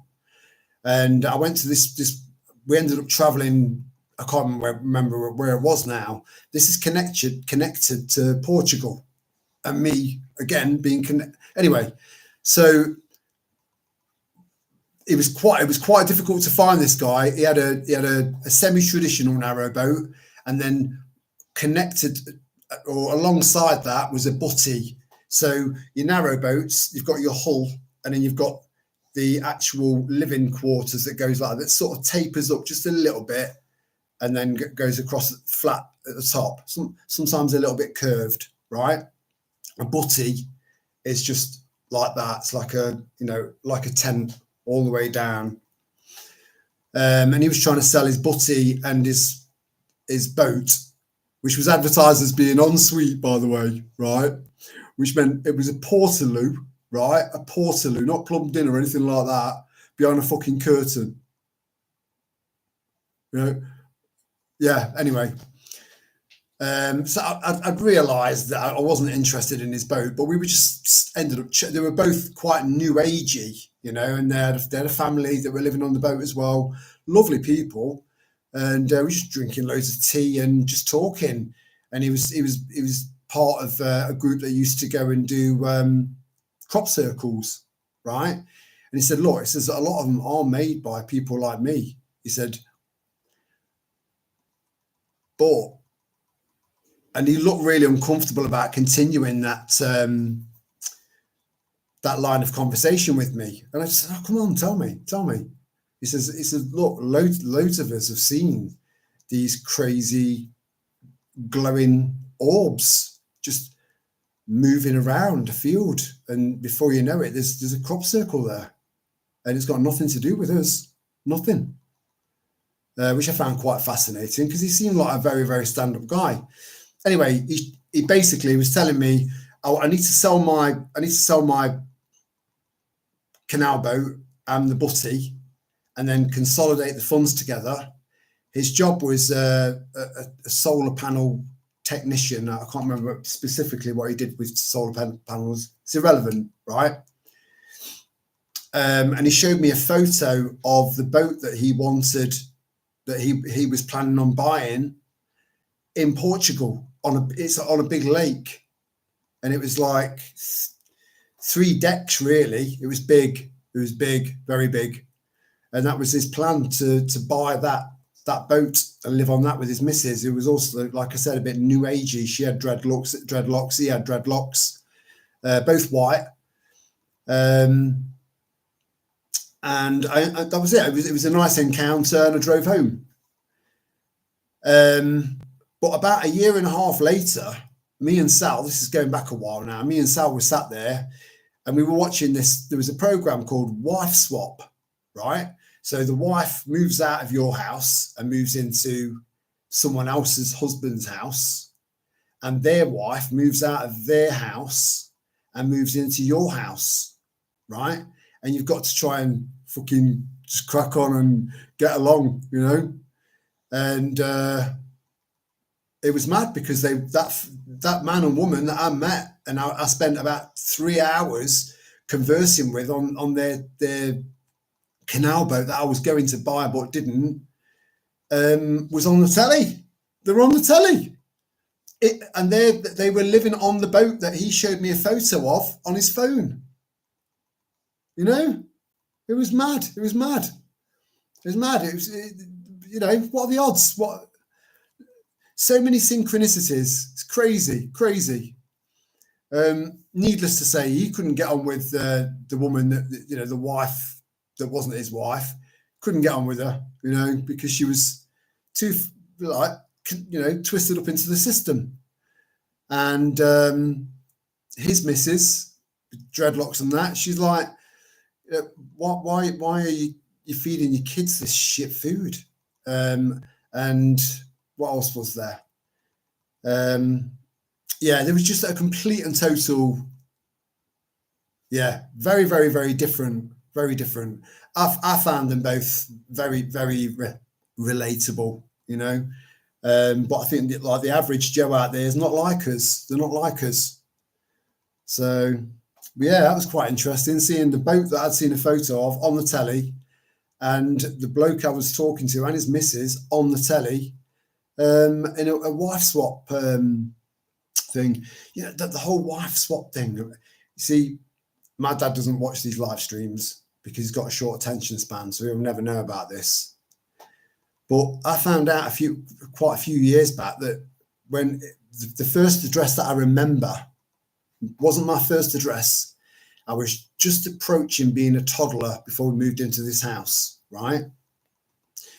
And we had a tin bath. We didn't have a proper bath. So it was a tin bath in front of the fire during the winter. And then it was a tin bath in the garden. It used to be stuck on a big fucking hook, you know, on the kitchen wall on the outside. Outside toilets, sash windows, single pane, freezing. We had pails, buckets in our bedrooms as well to do our business in, and then empty them the following morning in the outside toilet, you know. But next door was Carol and Graham, and our backyard, there was no fence separating our backyard from their backyard. It was just both of ours backyard. But then there was a fence with gates at the bottom. And it wasn't until, like, I don't know, four years ago, something like that, when my dad disclosed that they did a wife swap. You know, we were all in bed fast asleep. My dad went next door to Carol, and Graham came over to our house, and you know, people might question themselves as, did I have a dysfunctional upbringing? Because I do believe that a lot of us did. Not conventional, not what you would think as being completely normal. And I don't like normal, you know. But then there's also too much either way, you know. But I certainly have not had a conventional life, you know, far from it. Where am I? But yeah, it was important that his ship was in Portugal. Which ones do you suggest are the best long-term storage then? Rechargeable ones I will get. Yeah, not just rechargeable, but go for the highest capacity ones as well, right? So because you're gonna get more bang for your buck. You do get what you pay for. That is a given. But you're going to end up saving yourself a fortune in the long run. So it's an absolute no-brainer. A no-brainer.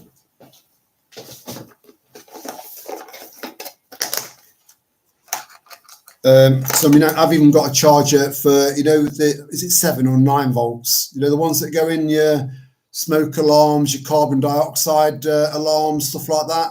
So I've got a charger, a USB charger for them, you know, and rechargeable batteries that size. I've got these for my solar lights. I can't remember what these are for. These yeah, anyway, these are rechargeable. These slightly bigger ones, they're the next size up from AA. I've got a spare Petzl battery that's rechargeable. You see this little slot there. You put a charger in there and it just recharges it for you. That's for my head torch. I'm trying to find trying to give you an example of what the highest is you can go. Because it's all about the MH. It's about like your storage. And then I've got shitloads of these as well. Loads and loads of these. I've probably got about 100 of these knocking about. They're not rechargeable.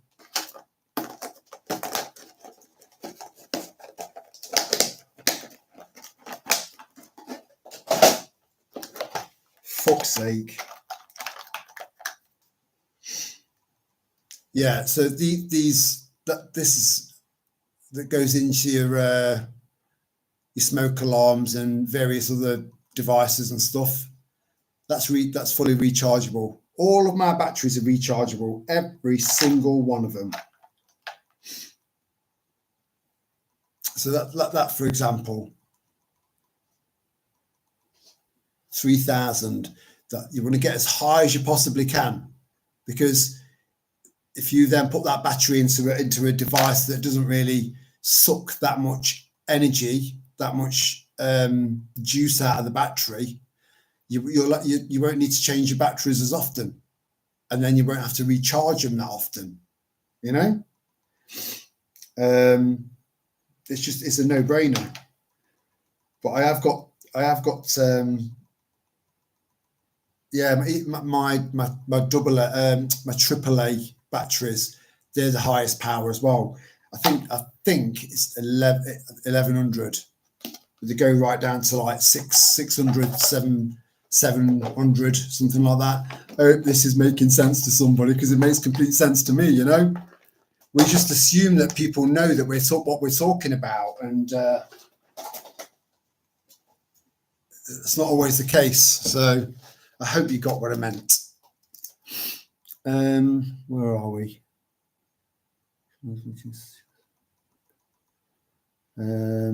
I had a Temu basket on the go for 2 years.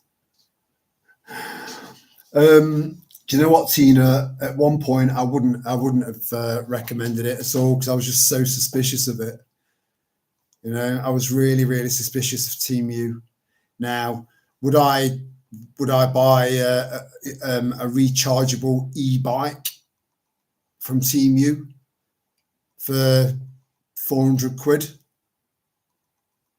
No, but I thought, you know, I don't want that shit fucking exploding in my kitchen whilst it's on charge and taking my fucking whole house up with it, because you can't put them out, can't put the fires out.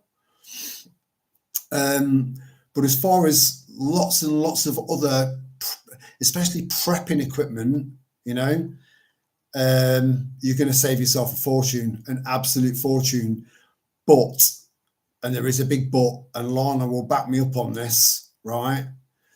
You've got to have some serious fucking self-discipline, because it'll look like it's throwing you offers on, and like, we're giving you this for free. For free? Yeah, for free. But you need to spend over £15 to get it. Oh, so there's always a little catch, you know, but the stuff on there is cheaper than eBay and Amazon, right? And you know, you see these little adverts that come on YouTube, the annoying ads. Again, I'm not monetized, you know, so you can watch an entire live stream with no fucking adverts. Watch a 10, 15-minute video of me doing a walk and talk or whatever. No video, no adverts, you know, because I fucking hate them. One of the adverts that I keep getting on YouTube are these patches, and you put these patches. I don't even know why I'm doing all that. You've got an imagination.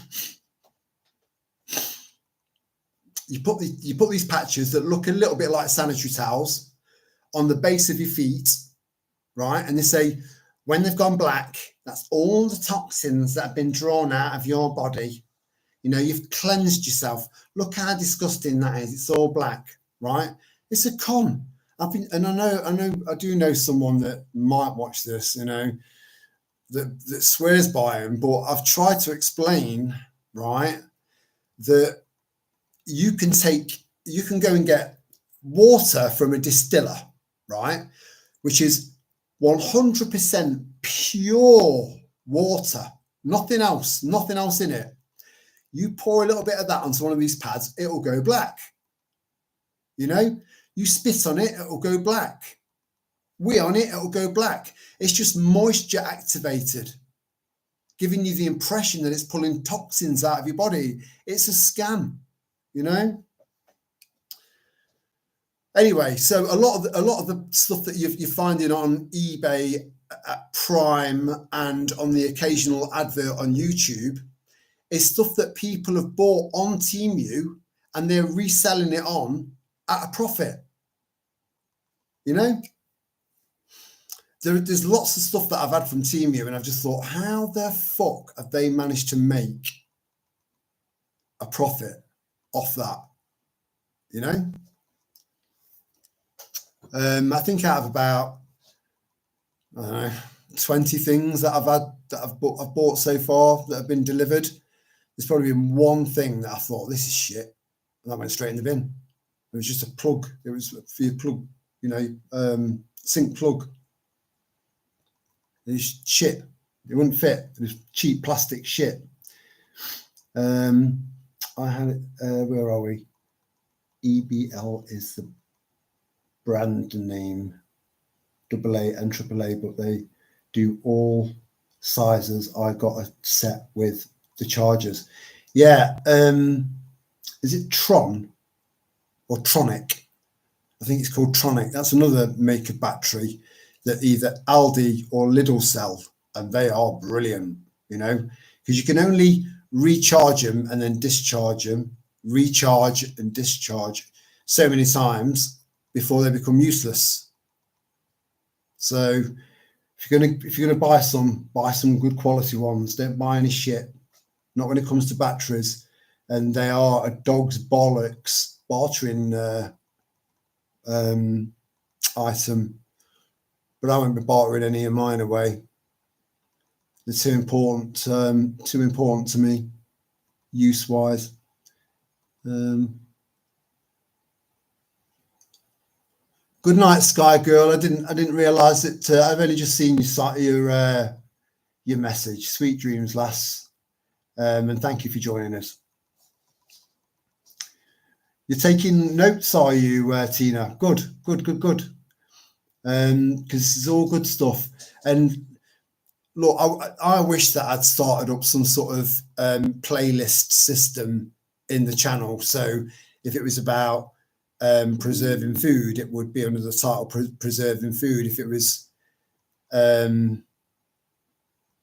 some sort of first aid, I'd put it under first aid, so you could go into this playlist and then just find whatever it is you're looking for. But I've just not, the channel's never been like that. You know, it's always been quite random and organic, you know.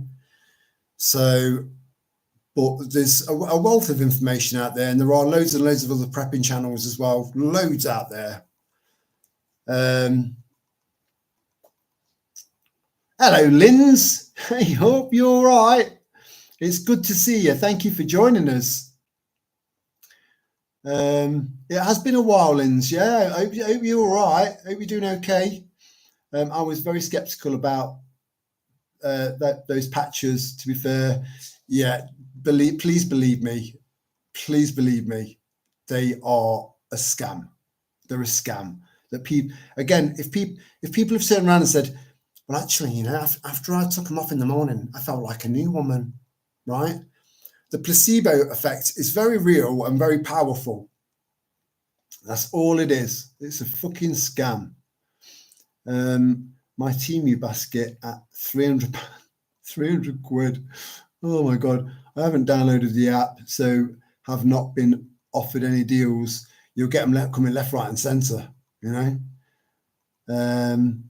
Alan is going home soon, so he's saying good night. Good night, Alan, and I'll see you on the if I don't see you on the next live, I'll see you when we go camping again, brother. Just take care of yourself, mate, and keep being you, you know, because you is good.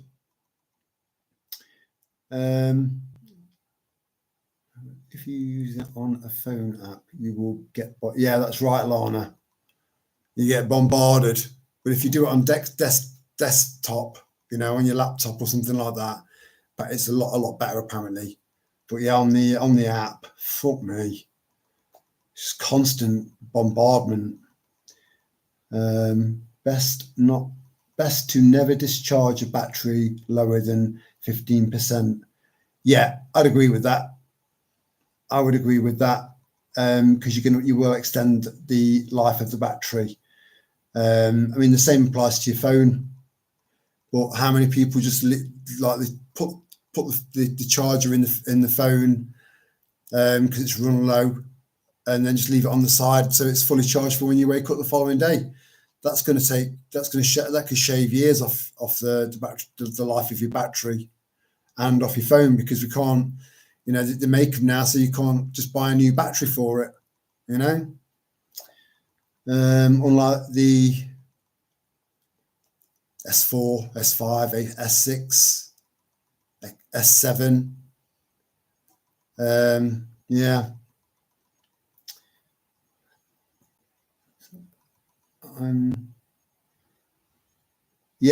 Lynn's meet Tina, Lego lover. Tina meet Lynn's. Don't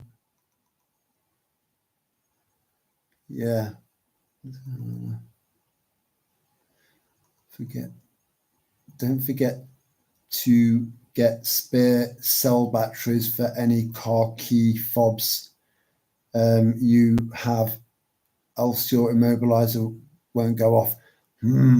Yeah, that's a good point, that is. Let me write that down.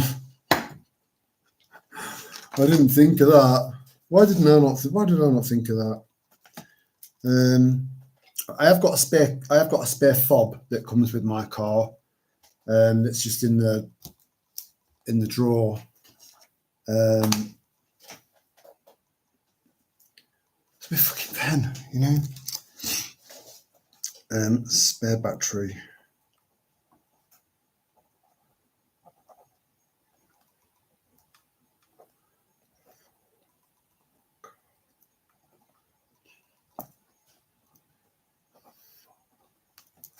Grazie. Do you know how to say you're welcome? Because grazie, Italian for thank you. And you're welcome is prego, prego. And ciao means hello and goodbye, I confuse him with that being this country. Like what are you coming or going? I don't know. Right, so I did have some.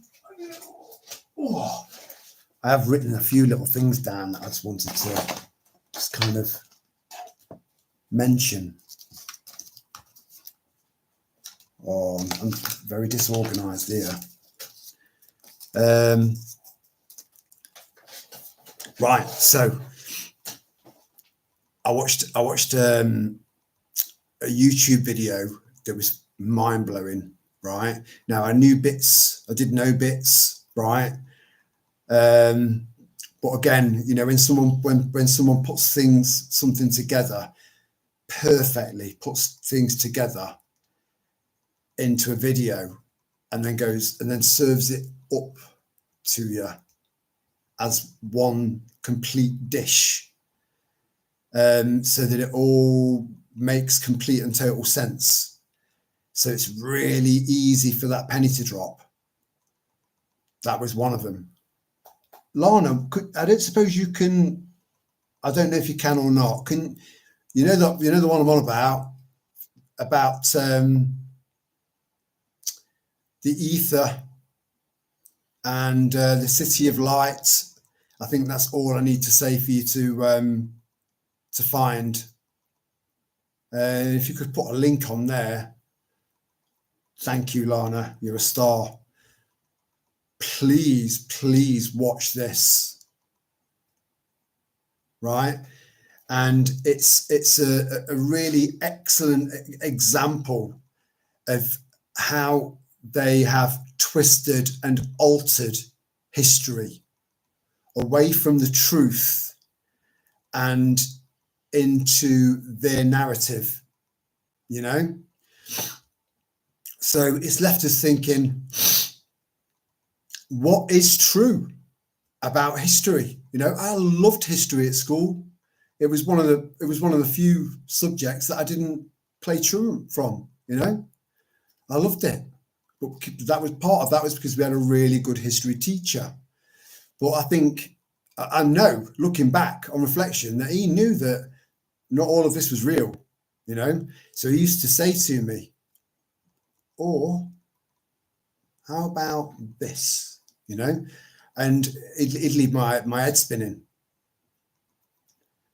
In fact, he could have been a key player at a young age of developing me into a critical thinking man. Who knows? Or maybe we were born that way, or a combination. Who knows? Who knows? Don't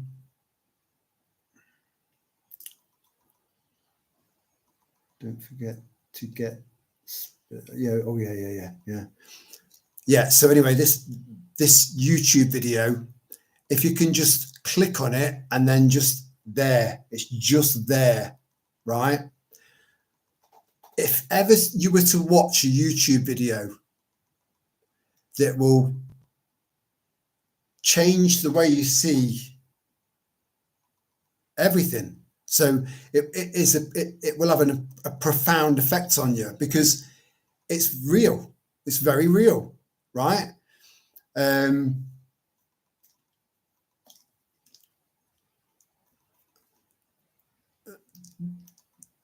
There are so many examples of how they are manipulating our present, you know, changing our present. There is a digital version, a digital version of book burning going on right now. What do you think censorship is? And you know, this channel is getting censored. Any channel that's like this, especially if it's got people that are quite outspoken and straight up, you know, just getting more and more censored. And censorship is a form of book burning, you know. But they're also altering words here and there, and they're going back into old cartoons and adding chemtrails, you know, in old cartoons to make it look like, oh, they've always been there, look. They've always been there. They're doing the same thing again. So you imagine over like the last, just watch it. Please just watch it, right? So click on the link and then save to watch later, right? Or watch it now and then watch the rest of this live stream in a replay. But please watch it. Please watch it. It blew my fucking mind. I knew quite a bit anyway, right? I did know quite a bit of it. I did know that that electricity is free. And you're paying through the nose for it. And so am I at the moment. But it's free because we're surrounded by it. We just need to, it's just a case of harnessing it. And that technology is there. All you need is a spire. Anyway, I'm waffling now. I'm waffling. Please watch that video. And there's one other one as well, and it's called The Cloud Mystery, right? It's a documentary. So The Cloud Mystery. And it goes into climate change, right? But not the government's narrative, not theirs. So I would recommend that you watch the video that Lana just put a link on for, and The Cloud Mystery, right? Also, a book that I've just sent off for. Again, it was recommended by Kirsty from Heart's Humble Homestead. I've sent off for that. And the book is called Pre-Cycle, Precycle. And it's a book on, you know, making your own ketchup, making your own brown sauce, making your own detergent, you know, washing detergent, making your own this, making your own that, healthier versions of the same things that you would buy from a shop, right? Pre-cycle. So there's a book well worth buying. And books, I'm telling you, that they can start scrapping. It could get to the point where people like us,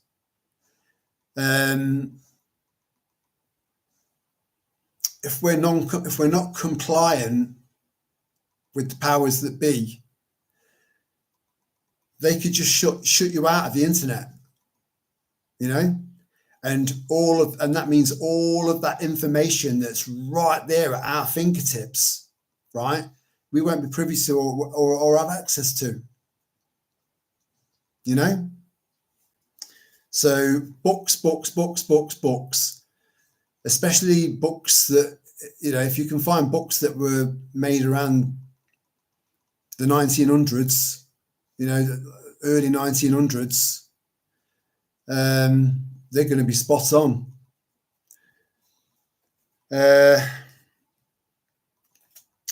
Yeah, another thing that I've noticed. So there's an advert for the British the RAF, right? Now, in the past, it's just shown you, you know, some bloke flying around in some fucking high performance jet, just to glorify it, to entice new potential pilots into the RAF and whatever, blah, blah, blah, blah, blah, right? So the latest RAF recruitment advert it's about space and a satellite. It's all about space. It didn't show you anything about aircraft and flying around, you know.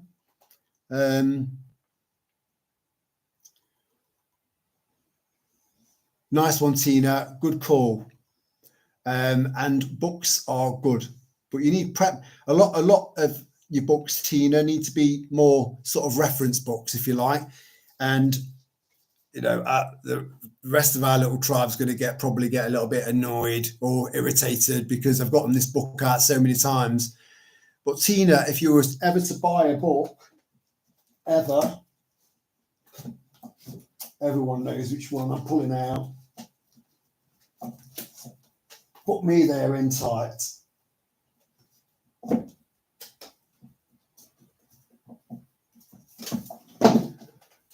Oh, fuck me, that was hard work. So, books like this, Tina, The Lost Book of Natural Remedies, right? I'll leave that up for you to sort of have a look.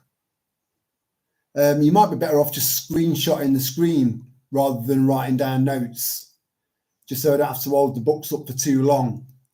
But that's a corker, right? But none of these books, or hardly any of these books, can come close to this one. So if you can buy this one, Tina, The Green Pharmacy by Dr. James A. Duke. And it's got natural remedies for everything. Allergies, angina, backache, bladder, infections, body odor,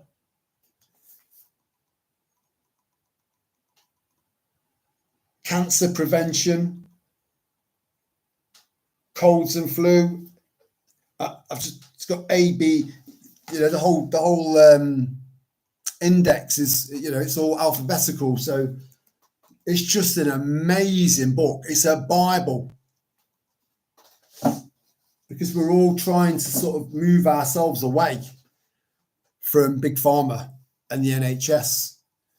So, you know, I keep every now and then I'll just think of something else that I can add to my first aid equipment, and then add something else, and then add something else in case I need to do triage on myself.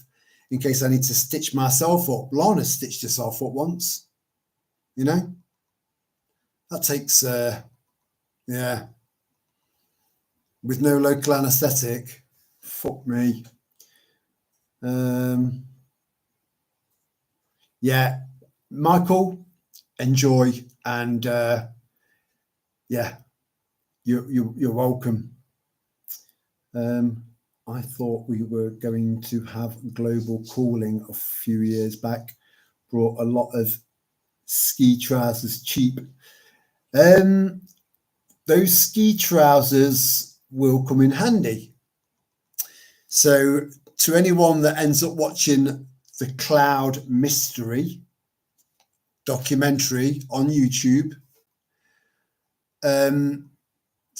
there's loads of people out there, prominent people out there, that have been saying for years, yes, the Earth's not warming up. It's not warming up at all. It's cooling down because of where we are in the galaxy. Again, it's like, I think you'll find, Perry, that the Earth is fucking flat. It's flat. It's not a globe. No. I'm talking like a smackhead that's got no teeth left. I don't know why. No idea why I just did that.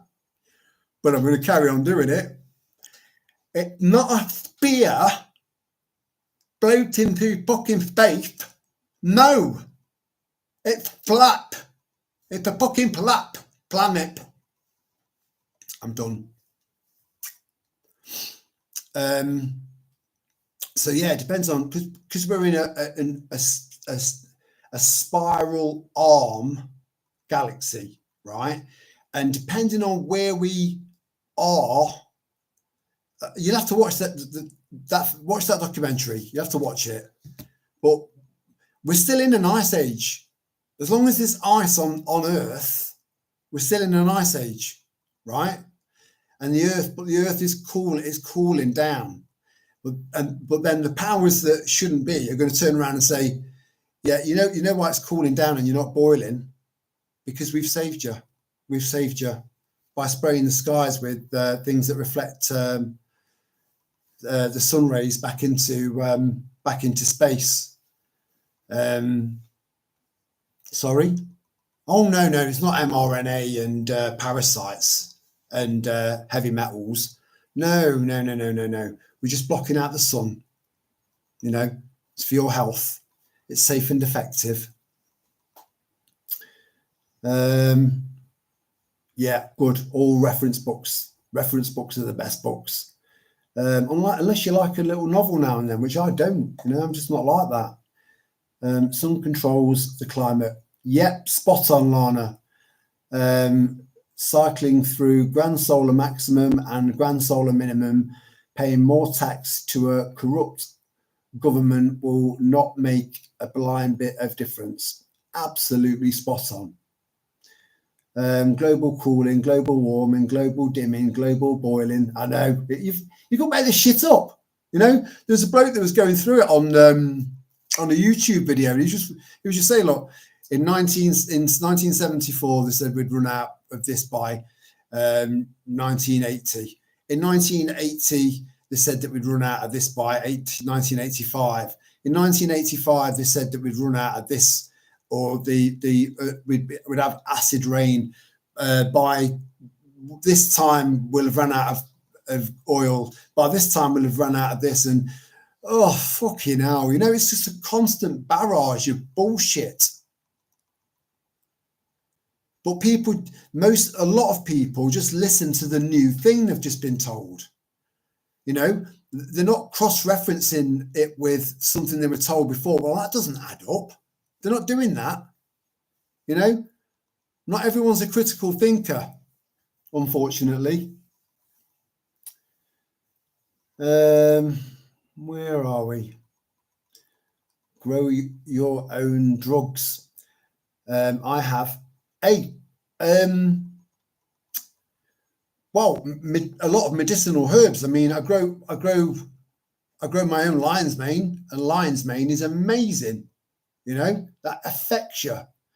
But yeah, just be careful what you say, Tina, because you might end up with someone knocking on your door. It won't be because of us. It'll be because of being a bit too transparent, So yeah, cover your ass, sweetheart. I agree, Lana. Where are we? I'm in a deep dive all about foraging and growing medicinal herbs. Yeah, good on you, Michael. Same here, mate. Same here.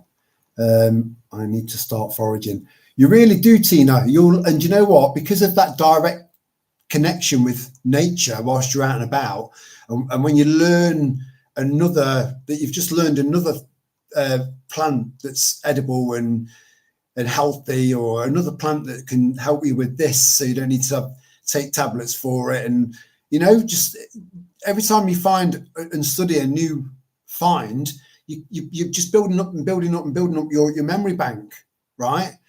And foraging is food for free. It's food for free and it's medicine for free. It's a win-win. It's an absolute no-brainer, and you're getting yourself in direct contact with nature, which is good for your mental health. I've even gone as far as diagrams for building various sized steam engines in long-term SHTF. Fuck me, Lana. Got to cover all bases, especially if solar no worky with all their dimming carrying on. Yeah, well, do you know what? If the solar doesn't work, it doesn't work. I'll find ways of making little candles and stuff just so I can see at night and just go back to absolute basics. And I can do that. I know I can. Apparently, if you make a tincture of wormwood absinthe, you have effectively made your own ivermectin. Yeah, I have heard something along those lines, but they weren't very specific. Pretty much like you've been there. But absinthe is very difficult to get hold of. As far as isn't absinthe banned in this country? Because the last time I had it was my birthday, and I was in Italy, and we were flying back the following day, and I was fucking wrecked, absolutely wrecked. That absinthe is, it's mad shit. I mean, it even looks like something that's some crazy mad scientist has just put into a test tube. Ooh, I'm going to change the world. It looks like that, it's weird stuff. And with an acquired taste. So I don't even know if you'd be able to get hold of absinthe. You see, Michael, to make tinctures, I'm trying to get hold of a stronger vodka. But at the moment, all I can get hold of is like 37.5. So it's not even 80 proof. Ideally, I would like 100 proof vodka, but I don't know where to get it. I might actually go down to, because you get some of these Polska shops dotted around, Polish shops. I reckon that if anyone can get hold of strong vodka, it's them.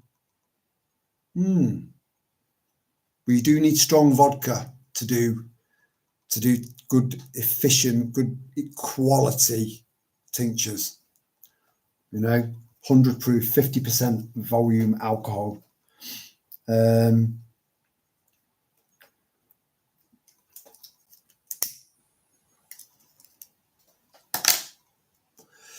made this fag last me for about an hour. See? Health conscious. All right. The book. Grow Your Own Drugs is a book. It's not.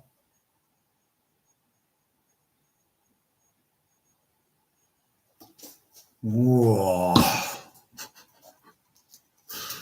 You see, I do know quite a bit now about medicinal herbs and medicinal weeds and what certain foods can do for you. I have built up quite a lot of knowledge with that.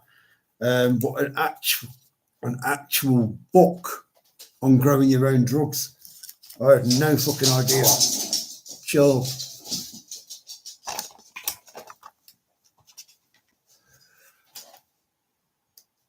Hold on.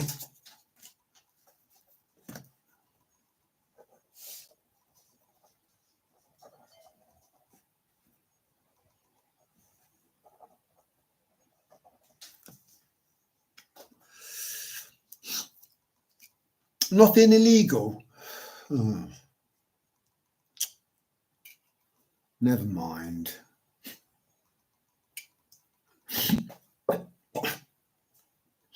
Not to be mistaken for the Story Midori. What's Story Midori, Lana? Are you talking in Scottish there? Just need good seeds for what you're thinking about. Yeah, I know. I used to do that, you know. It's not difficult. I don't do it now, but I did do it. Yeah. And it should be completely legal. It should be completely legal. It should be legalized. No one should have to go to jail for selling cannabis, ever. It's the same as there's been a lot of talk of a lot of people saying we need to lift the age of consent to 18 in this country. I don't agree with that, because the downsides, because you become sexually active around that age, you know. So unfortunately, if the age was taken up to 18, lots of young lives by having their name put on some sort of sex offenders register, you know, for a 16-year-old lad sleeping with a 16-year-old girl, which isn't unusual, you know. I lost my virginity when I was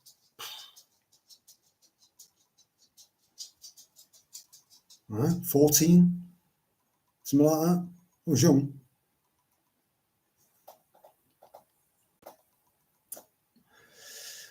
So yeah, I don't agree with that. I think 16 is fine. I think anything younger than that is probably not good, you know, and we'd be falling straight into the hands of the nonce ideology, fill in the gaps. The green melon liqueur. Ooh, that sounds nice.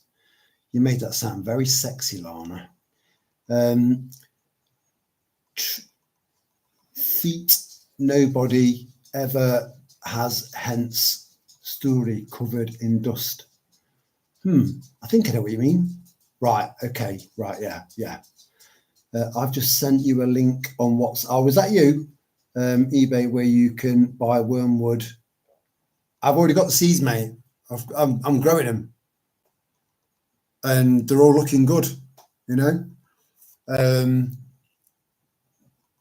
Yeah, it's like I've got 3 trays, 3 what used to be, I think they were mushroom trays. It just came with like chestnut mushrooms in them or something like that.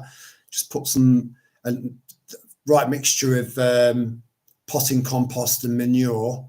So 70% potting compost and 30% manure, just so that it's not too strong, so it doesn't, because it can be too powerful, can burn. Chicken shit can burn stuff, you know. And yeah, they look like 3 trays of microgreens, so they're coming along lovely. But wormwood's something that needs to be consumed fresh, but it is a perennial. So if you manage to grow it in your house, plant it in your garden if you can, or in a pot, and it'll keep coming back year after year after year. So it's an absolute no-brainer, and a very, very, very important plant. Very important. So please consider growing wormwood, but it needs to be eaten fresh. Dehydrating it makes it almost useless. So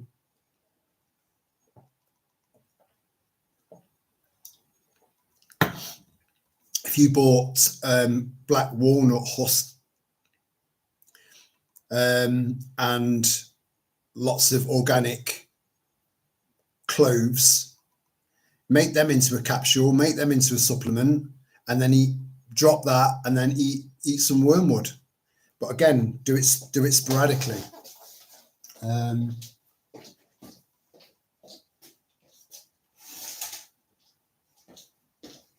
do it every day, you know. And if you're going to get if you're going to get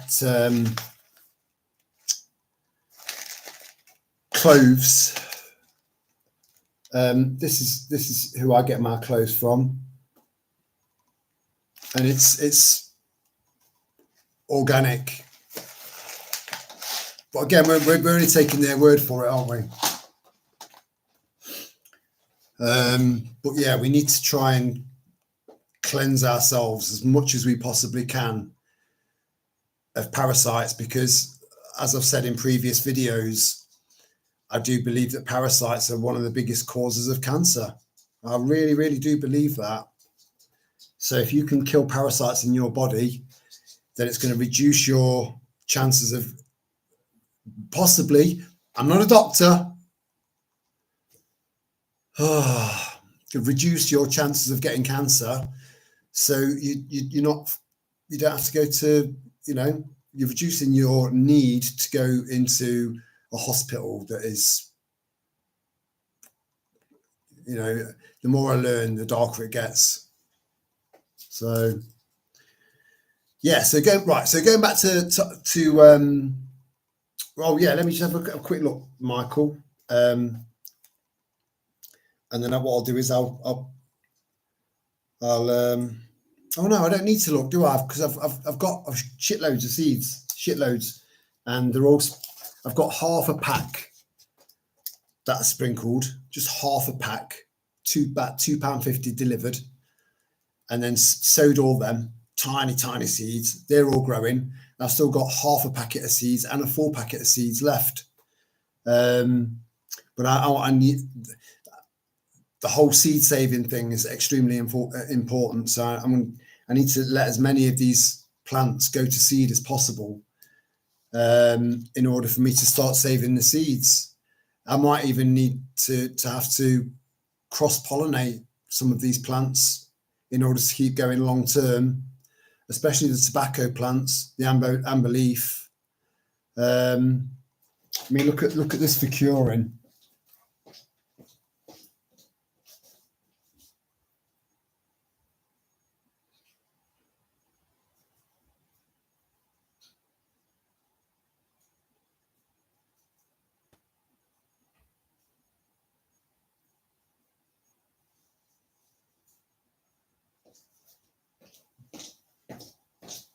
It's just one of those that looks like, together like that, looks like a 90-year-old bloke's testicle.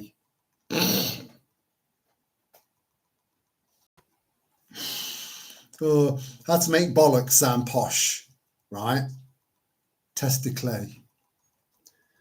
So yeah, I just put one of these, these little kind of things that you tie around little plastic bags and then twist or attach to the canes in your garden for your runner beans to go up. That's it. And I've just pierced it through one thick part of the leaf and then through the other thick part of the leaf, and then cured them that way. And I've had no mold spots or anything.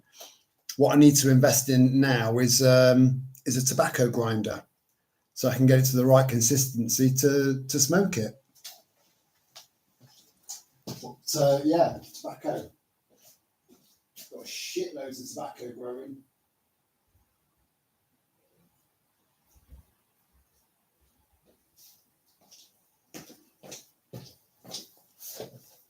Oh. Yeah, so right. So going back to the RAF recruitment centre, all about space. And then you've got America going on about creating a nuclear power station on the moon, right? And insisting that they're in some sort of space race with China, because they landed the rabbit on the rabbit, which is anyway, on the far side of the moon. If we've got a moon, again, the flat earthers, please don't jump on my back. So everything's about space at the moment, right?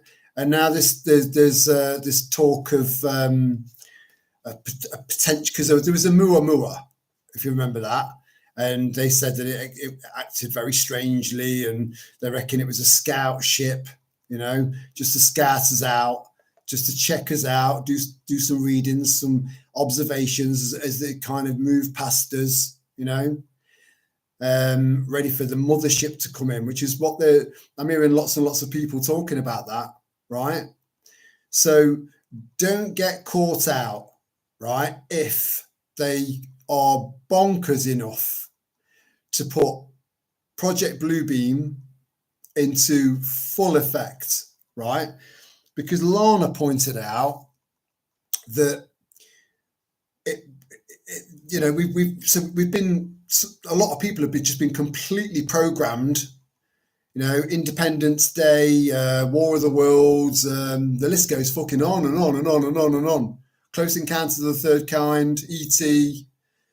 It goes on and on and on, right? And then it's possible that they've got tech that can move at right angles, you know, and cloak and stuff like that. You wouldn't believe the technology that they had 100 years ago.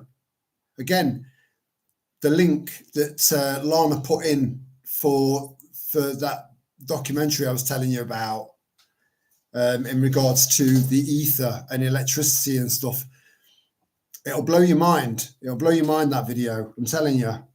But it is like they're setting us all up for some sort of fake alien invasion. And Lana pointed out that if these big motherships appear, they will be constructs of imaging, you know, just like projected images. So it will look like there's a giant mothership fucking spacecraft above you. And Lana logically said that they'll use their own tech, what we've got now, to fire down from space and from aircraft, advanced aircraft above the projected image of a mothership, and fire down and drop bombs down and laser weaponry, you know, directed energy weapons through the mothership, so it looks like it's coming from the mothership that's not there, and making people feel like that there is an actual alien invasion, right?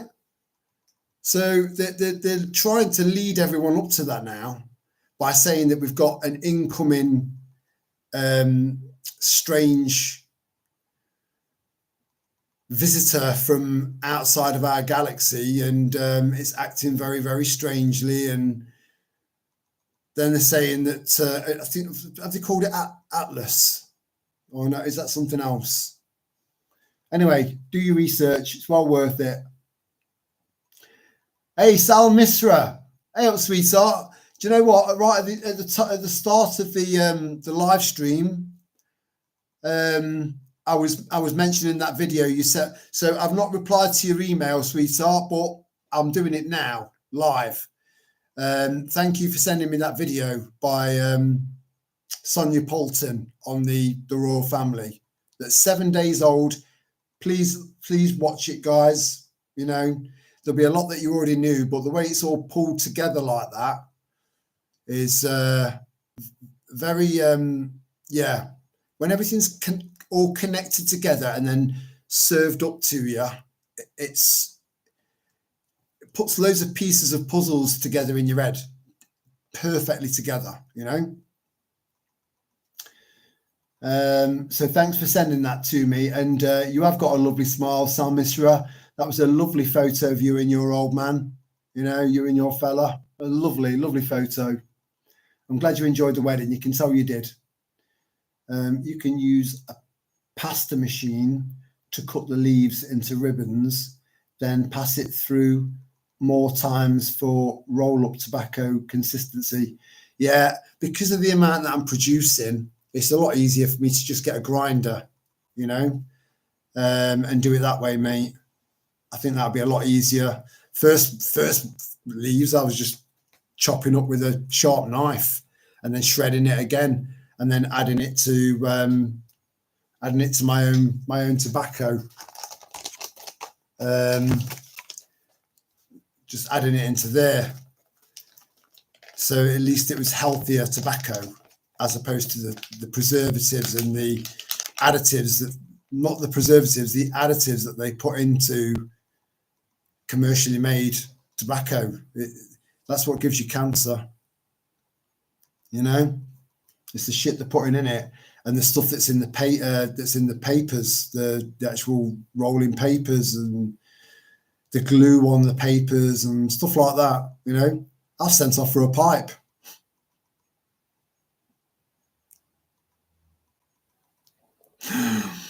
And the amount of times that I've had a right fucking moan about Richard Vobes. Like, he's got flow, there's flow going, and then all of a sudden he's like,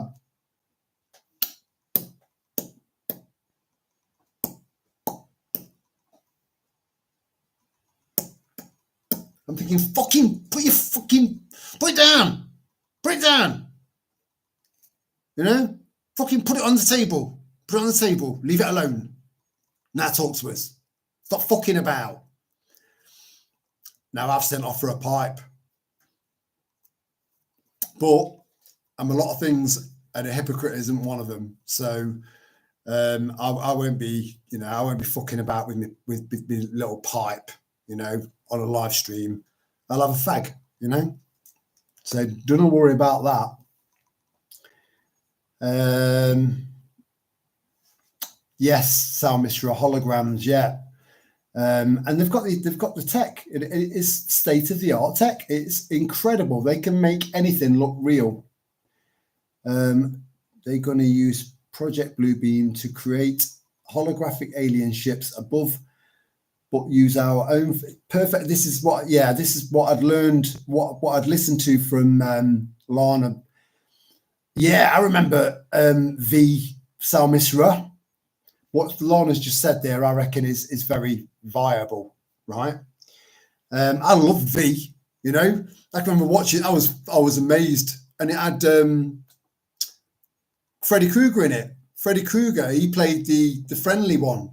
The you know, I know why we're here, and we're just here to steal your resources and take as many of you up into our ship and put you in. Like vat pack bags, so we can munch on you on the way to the next onto the next planet. And he played the good alien that was trying to help the humans. Robert England, the fucking Freddy Krueger, you know. And I remember seeing this at the time. I was very young, you know. At the time, and I thought, she's fit, she is, right. Next thing I know, this bird, one of these aliens, fit bird, right. He's only gone and got a fucking hamster or something out of a cage, put it in her mouth, and you just see this big lump go down. Just swallowed it whole. I thought, you dirty bitch, I really fancied you. I'm not into you now. That's the right put off, right? No first date for you. Eating like that, you dirty bitch. At this point, V was a documentary along with The Matrix. Yeah, that's a fair point. My son was in training in the Marines. He got injured and had to leave. Thankfully, now he's a breathworks facilitator in Asia. Wow. Heals people's souls using tantric, nothing to do with sex, just love. I love that. But you have to bear in mind, right, that every single human being, we've got a spectrum of emotions, right? And love's just one of them, a powerful one, but that's just one of them, you know. Anger, grief.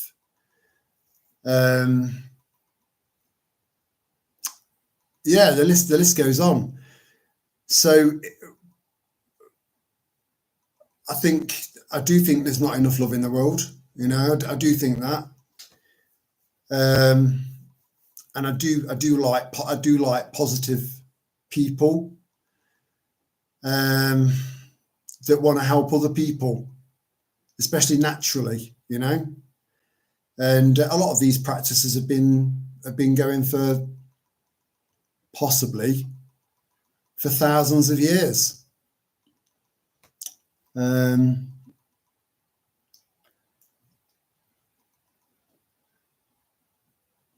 Oh, thanks for that kiss there, Salmisra. Very lovely. Tina meet Salmisra. Salmisra meet Tina. Alien invasion. How can you imagine though, Michael? I was saying to Lauren, I'd be looking up going, that's fucking impressive, that is. Yeah, that's impressive. Until the lasers get a little bit closer to me, I'll be like, oh, it looks impressive, but I'm not impressed now, you know, because I'm fucking legging it. I don't want to burn. I reposted the link to the Cure for All Cancers book PDF. Right. Do it again, Lana, because then I can point it out to it because there might be some people that aren't reading the text and just listening to me waffling on. But if you could put it on there again, and I'll explain what it is, and you know, and take it from there. But yeah, thank you.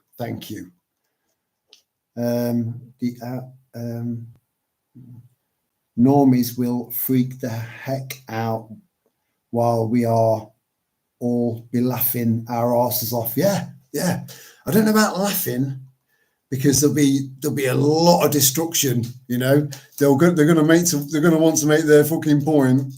They really are.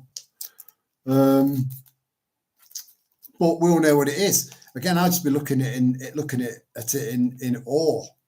And one of the great things about people like us is that we can go up to people and say, look, what you're looking at now is not real. It's not real. And then explain why. This is another one of the benefits of us studying the shit out of as much as we possibly can, whilst trying to hold on to as much discernment as we possibly can, and just research the shit out of as much as we can, right? Because then that's going to give us, on top of our, you know, natural levels of common sense, which is running quite thin on the ground at the moment, and our critical thinking minds, we will end up becoming the voice of reason to people that are in panic. You know, just like, look, it's not an alien. They're not aliens. It's our own government. I can explain to you why, but you need to come out of the way of all of the, you know, the laser beams that are just landing down around you, you know? Or step away from the house, your house that didn't have a blue, see, you should have painted your roof blue. Again, look at that video that Lana posted. Fuck me. I knew bits, but wow. You know, that blew my mind, and I'm sure it blew hers as well. Unbelievable. They will no doubt fire direct energy weapons through the holograms. Oh yeah, 100%. Yeah, they're gonna and these directed energy weapons, by the way, guys, have been around for a very, very, very long time. A very long time. Before I was born. But I think they just it's evolved a bit since then. Again, watch that video. It'll all make sense. Right, so if you look at what Lana's just posted there, it's got a HTTPS start, and it says archive in there, right? That's a free ebook. So anyone that can see that link that Lana's just put in there, click on that link. Don't worry, it's not a virus. It's nothing bad. It's quite the opposite. It's a PDF book on how to cure all cancers. Again, I'm not a doctor. This is for entertainment purposes only. Download that ebook onto your phone or onto your laptop or whatever. Download that now, and then have a good read of it when the live stream's done. You know, have a good flick through it, because governments right the way all across the West, right? Chemo is a multi, possibly $1 trillion industry, because especially now, right? Because we've got the turbo cancers now, you know, and on top of the fact that if they do a biopsy on cancer that's in your body, whilst it's in your body, they do a biopsy of whilst the cancer's in your body, that can make the cancer spread, you know. There's no need for that kind of intervention. Someone that really knows what they're doing and knows what they're looking for. You can be diagnosed with a specific type of cancer through an ultrasound, which is the least impactful way of diagnosis. But they're not going to do that, are they? Because they rely on people's absolute desperation. So anyway, download that archive. Please download it. It is a PDF book. It's a book, you know, and all you need to do is just have a look at the index. Once you've downloaded it, have a look at the index. You know, it'll blow your mind. It'll be one of the most important books that you own. If you can get it onto a memory card or something, keep it safe somewhere, or put it on an external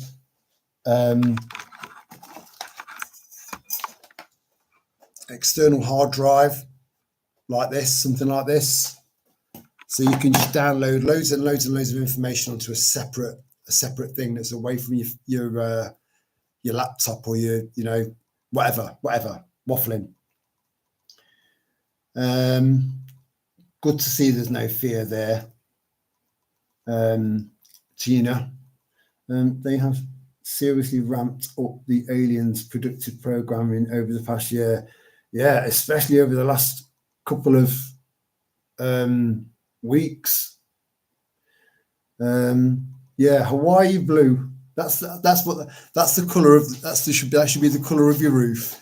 Well then, if you're in a terraced house and you're the only one that's got a blue roof, you're fucked, because next door's going to be on fire on both sides, you know.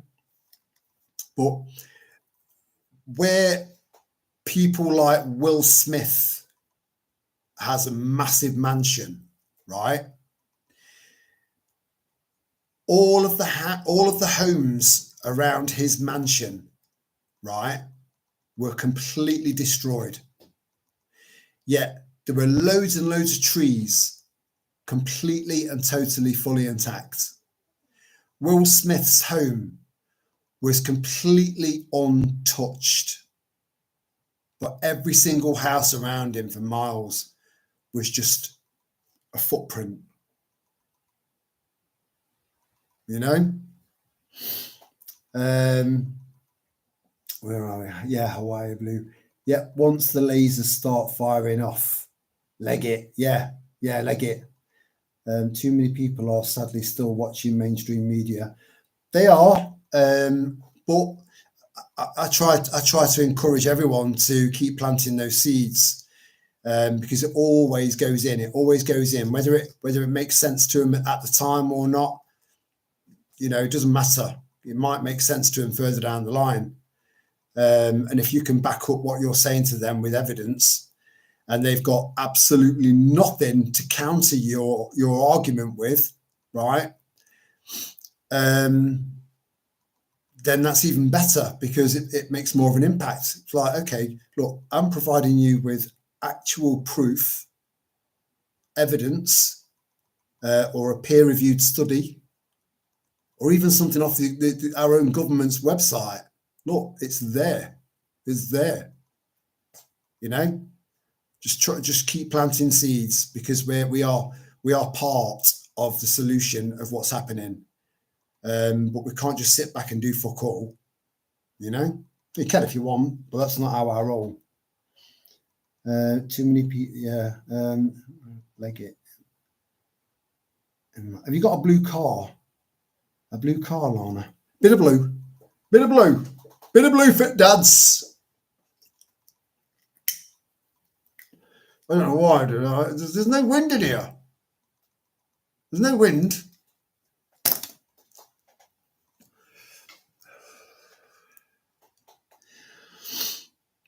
Yeah. So anyway, that was the first thing I wanted to just mention about the whole space thing. Everything's about space at the moment. You know, it's like, again, this is it's all programming, and as long as you know it's programming, then you're not going to get suckered. You won't get suckered. You just need to try and find out what the end game is of the programming, that they're the new level of programming that they're in, that they're pushing onto the public. Try and find out, try and study, and try and figure out. Most of us can just do it in our heads because we've got critically thinking brains. We analyze the shit out of everything. Oh, do you know what? The word analyze and shit, they shouldn't belong together.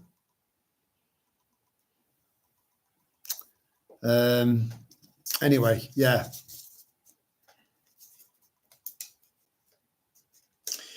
Yeah, right. So I do think that there are a lot of people that are awake out there, right?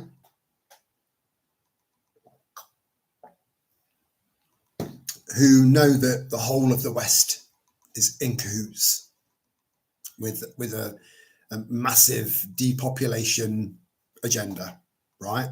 We all know this is true. But some people still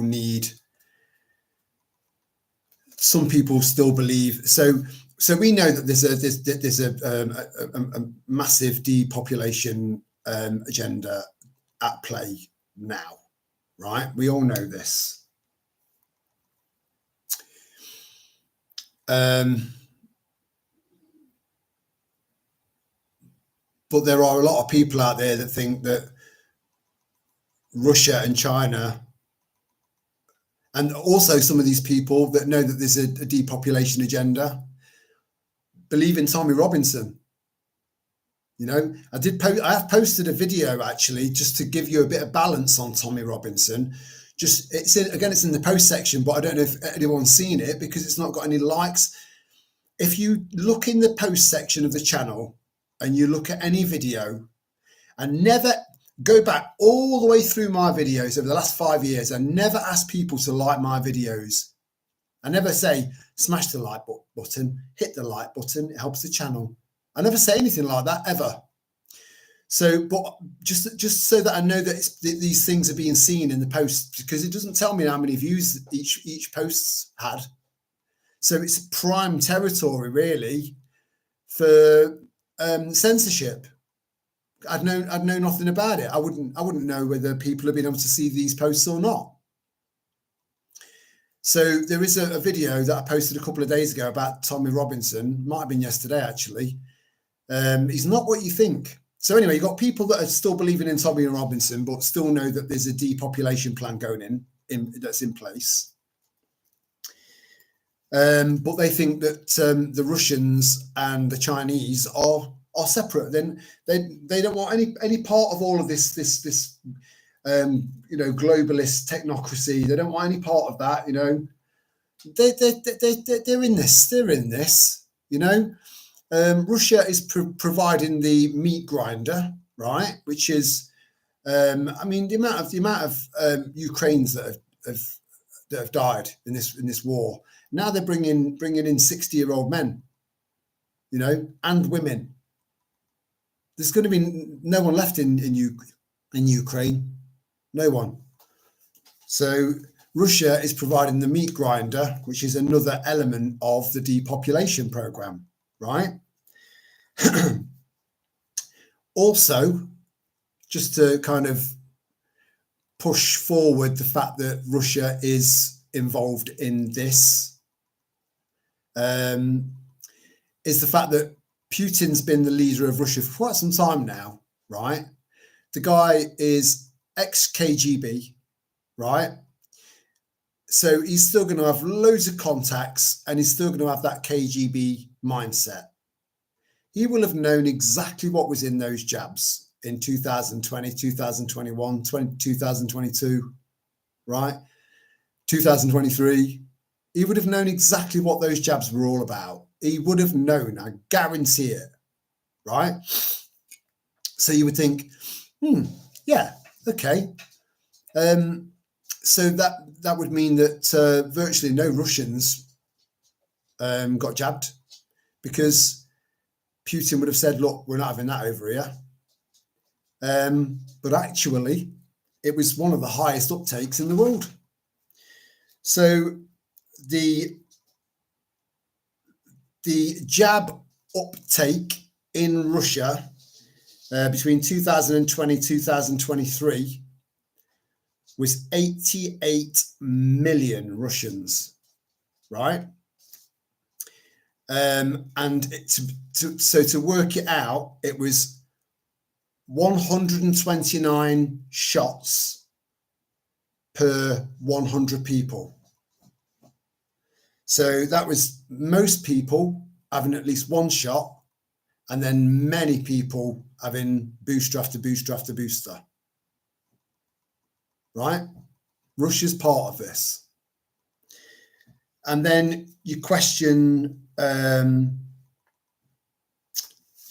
China, right? Who's they're in league with Russia and North Korea and Iran. So you would think that maybe China's separate, you know? Well,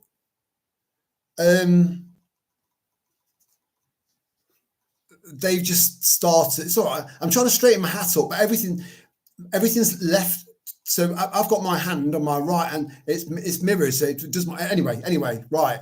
So does anyone remember the old footage that we saw of people fake fucking body bags and fake people passing out and dying in the streets and fake this and fake that? We knew it was all fake.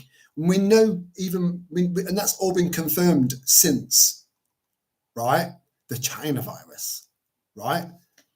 That started out in a Wuhan wet market from a dodgy fucking bat or a dog. And it turned out to be a complete and total lie. COVID never existed. It never existed. It was never there. It was the biggest hoax in human history, as far as we know. It didn't exist. But now they're showing stuff on their TV of a variant of some description, wiping people out and having to quarantine people, and here we go again. It's COVID 2.0 on its way. China's in on this, you know. There isn't a single country, I don't think, that's not complicit. So people will be thinking, well, if every single country is complicit, then we're fucked. That's not the case, because you've got the 99% of England, the 99% of Germany, France, Sweden, Canada, Australia, India. You know, the fucking list goes on and on and on and on and on. That's a lot of people. It's just that a lot of them need to wake up. And so much has come out since then.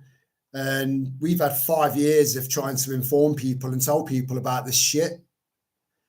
And a lot of them have come around and go, you know, you were right. You were right. I thought you were a nut job at the time, you know? So if anyone thinks that Russia and China are going to potentially be our saviors further down the line, that's not the case, right?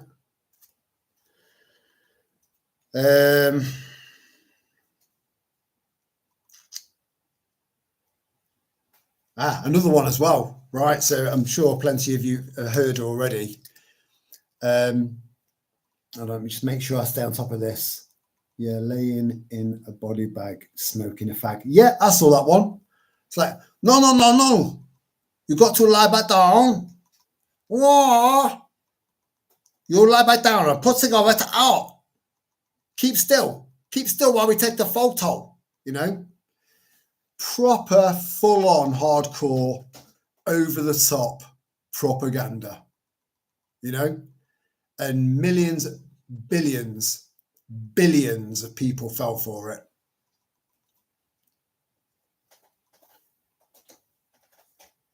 You know, so to anyone that's watching this or listening to me now who did get jabbed, I've never slated anyone that got jabbed, never. You know, you can look through my videos. I've had a moan about my dad because he went back on a promise. That's different, right? But you're awake now. You see it now. So we know that we cannot trust our government, and we can't trust their goons, the police force. You know? So we can't trust our government, we can't trust the police. We need to start investing in our own community, and you can make a start by planting seeds, you know?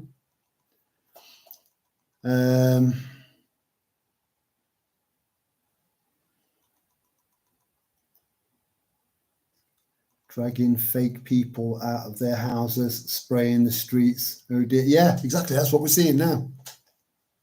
It's madness. It's madness. But you see, these people are so fucked in the head from inbreeding, and I'm not meaning Muslims here. I'm on about the people that are pulling the strings right at the top of the pyramid. The Muslims, you know, average IQ of 70, you know, as opposed to 100, you know, hovering around 100 for us. There are some examples here and there, but that's as a result of you know, inbreeding. So inbreeding is, I'm getting to a point here, right? Inbreeding is a normal part of the Islamic culture, you know. Yes, she is my cousin. I love her very much. But what's happened over maybe even thousands of years is that a lot of the powerful, you know, the people that are pulling the strings they've kept their bloodlines going in a lot of cases through incest, and they're all connected somehow, you know. I mean, you know, and please feel free to look this up, because it took a young fucking schoolgirl to figure this out. So there will have been other people, but it was brought to the fore by, I think she was about 13, 14 years old girl. She was asked to do some sort of like thing for, you know, some project. So this very, very smart young lady, right, did a proper fucking family tree search, right? And every single president of the United States, apart from one, is related somehow.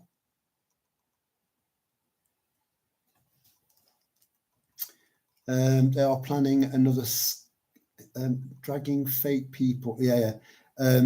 they are planning another scandemic. Yeah, they are. Absolutely, 100%. Whether or not it's pushed hard enough this time, they'll be testing the public, because this could push a lot of people that are kind of like on the middle ground into our camp, because they've pushed it again. And they've listened to some of the stuff that you've said to them. People like us. So yeah, the pandemic preparedness and exercise Pegasus trial run. But we know what we're doing. We know what we're on about. Bridget? Who's Bridget? I thought it was Tina, Lego lover. This is what a confused skinhead looks like.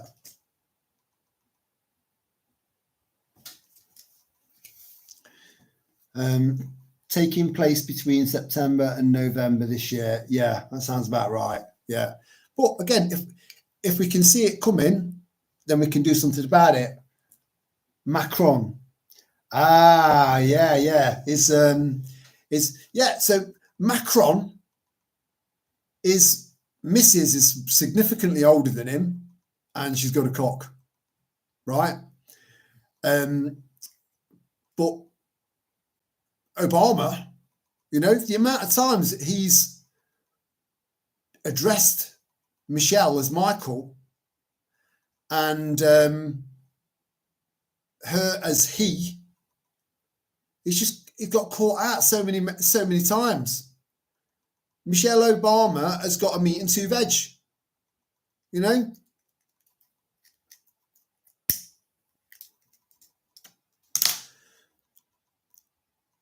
A world of decadence. This is all decadence. It's like any fucked up perversion goes now. Anything. And that's precisely what happens before a brand new reset, whether that's a natural disaster or orchestrated, who knows. But decadence is like the final sign of the collapse of one kind of world, and then the start of another one. But it's the start of the new world that we need to take control of. Because if we don't, it's going to be complete and total slavery. And I'm no fucking slave, Never have been, never will be. It's not happening. If you want to be a slave, hey, look, you've got your choice. You've got a choice. You've got a choice. Everyone's got a choice. If you want to be a slave, you be a slave. But I won't see you there.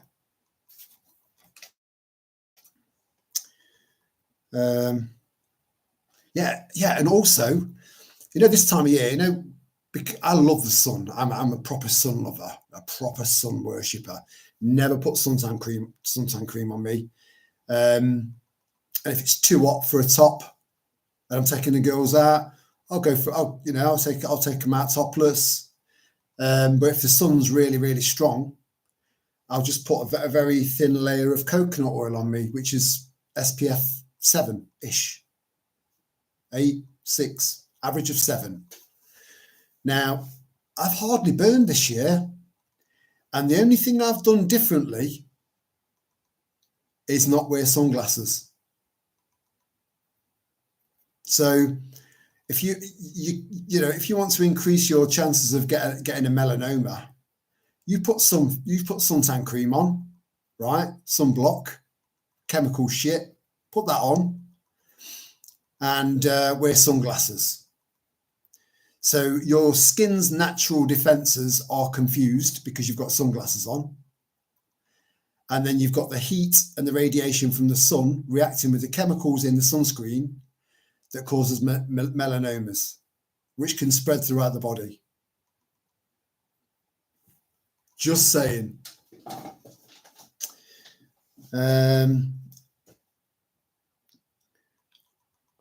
More of a transformer than Megatron. I like that, Lana. That's very good. That's very, very good. What else? Where's my notes? Where's my notes? Because I just wanted to get these things out of the way, you know. I just wanted to have a little bit of a discussion about a few little things just to point these things out. Yeah, and another one. Let me just top my drink up. I don't know if anyone's heard, but doctors and GPs are fleeing the country in their droves, right? A lot of them are going to, you know, tropical. When you're a fully qualified doctor, you can fucking go. As long as you've not been struck off, you can go anywhere in the world. You know, it's there isn't a single country in the world that doesn't need doctors. But they're only, as far as I'm concerned, because of the fact that they've just been all doctors and GPs are a product of the Rockefellers and the Rothschilds. So all of the natural healers using natural methods, the green pharmacy, you know, weren't allowed to practice anymore. It was outlawed. So they made billions from the oil industry and then offered to fund these universities as long as they could have people up from them on the board. And it's like, we have contributed a considerable amount. I think we should have a say in what's being taught here, or we'll withdraw this vast amount of money. So it's like, all right, you know, stay. And that's why we've ended up with the GPs we've got today. And as I've said, probably about a year and a half ago, maybe 2 years ago, if your GP isn't asking you about poor lifestyle choices you're making, do you smoke? How much do you drink? Do you take illicit drugs? What's your family life like at home? Is everything okay? Asking you a minimum of 5 questions. If they don't ask you any of those questions, if your GP doesn't ask you any of those questions, then you are dealing with a dealer, not a healer. As a direct result of intervention of very, very, very powerful families that have changed everything. And that was where Big Pharma came from, you know? So doctors and GPs are leaving the country in their droves, you know, thousands, which is going to cause a massive, massive backlog and a massive problem for people that are wanting and needing treatment in this country. And there are lots and lots of theories out there as to why they're leaving. But guess what theory I arrived at? See if you can guess in the comments as to why I think all these GPs and doctors are leaving. Hello, Shane. What do you think about the boat people coming here? I think they will be used in the next pandemic. Nice to meet you, by the way, mate. I've never seen your name before, so I'm assuming that you're not subscribed to the channel. You just kind of like just found the live stream. So nice to meet you. They are definitely here for a reason, you know. And I did put a theory out there the other day when I was doing a little walk and talk that a lot of the Afghani ones that have just come over, they look and walk like soldiers. So if the police, now that the police are only hiring ethnic minorities to join the police force, then to me that is a red flag and a key indicator that this might be the road that they're going down. Is to give full UK citizenship to all of these Afghanis and others, right? And then offer them jobs as police officers. Because there aren't enough police in this country to police every hotel and every march, every protest that are going to increase. They're going to double, triple, quadruple, like nothing you've ever seen. I think the closest we could get at the moment, by way of severity, is coming close to the poll tax riots, right? And those riots were so intense, the government backpedaled, and stopped poll tax in its tracks, but then very quietly moved in with council tax instead. Before council tax, before the poll tax was trying to be imposed on us, we just paid rates. And even then we shouldn't have been paying that either.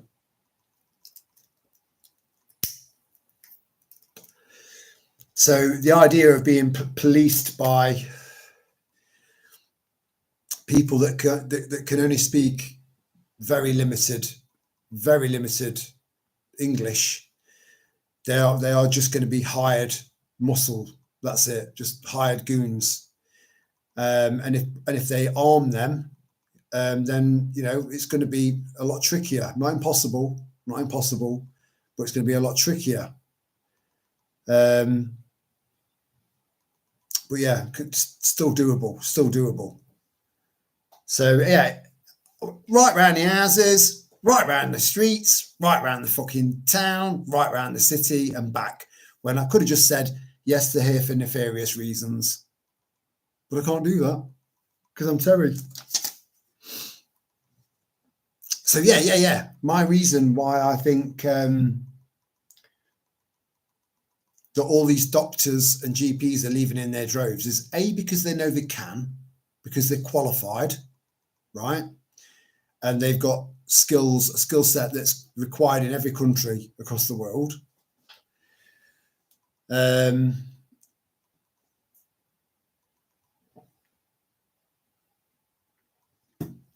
these vaccine injuries, I can't call them vaccines. These jab injuries, there's far too, because they're still doing it, And even though they've said COVID-19 is no longer a threat, it never was because it didn't exist.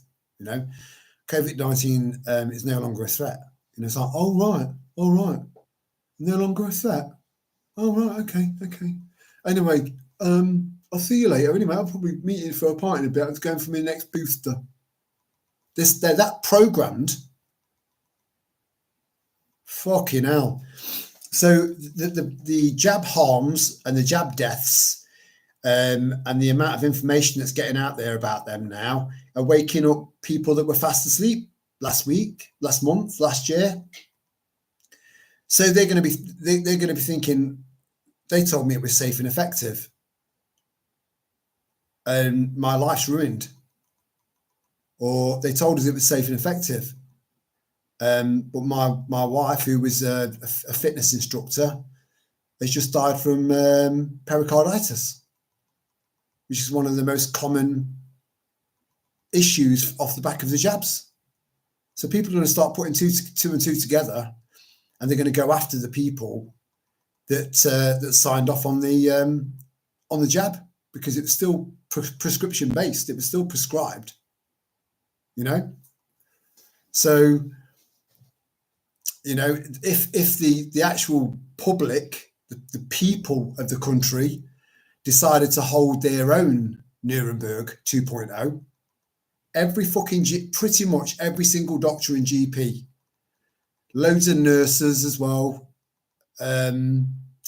lots of chemists, because they were doing it in chemists as well. They'd have someone that was qualified to give injections there. All of these people are going to be responsible because that was not informed consent. It wasn't, because they said it was safe and effective. There was no indicator on the kind of the build up to them actually rolling the sleeve up. There's no word of like, by the way, it's not really been tested properly, and we don't know what the long-term effects are. And some people have died from it within hours of having it in their arm. Some people can't speak anymore. Some people are in a wheelchair now. Well, the list goes on and on and on and on. That would have been informed consent, because then you're sat there weighing it up.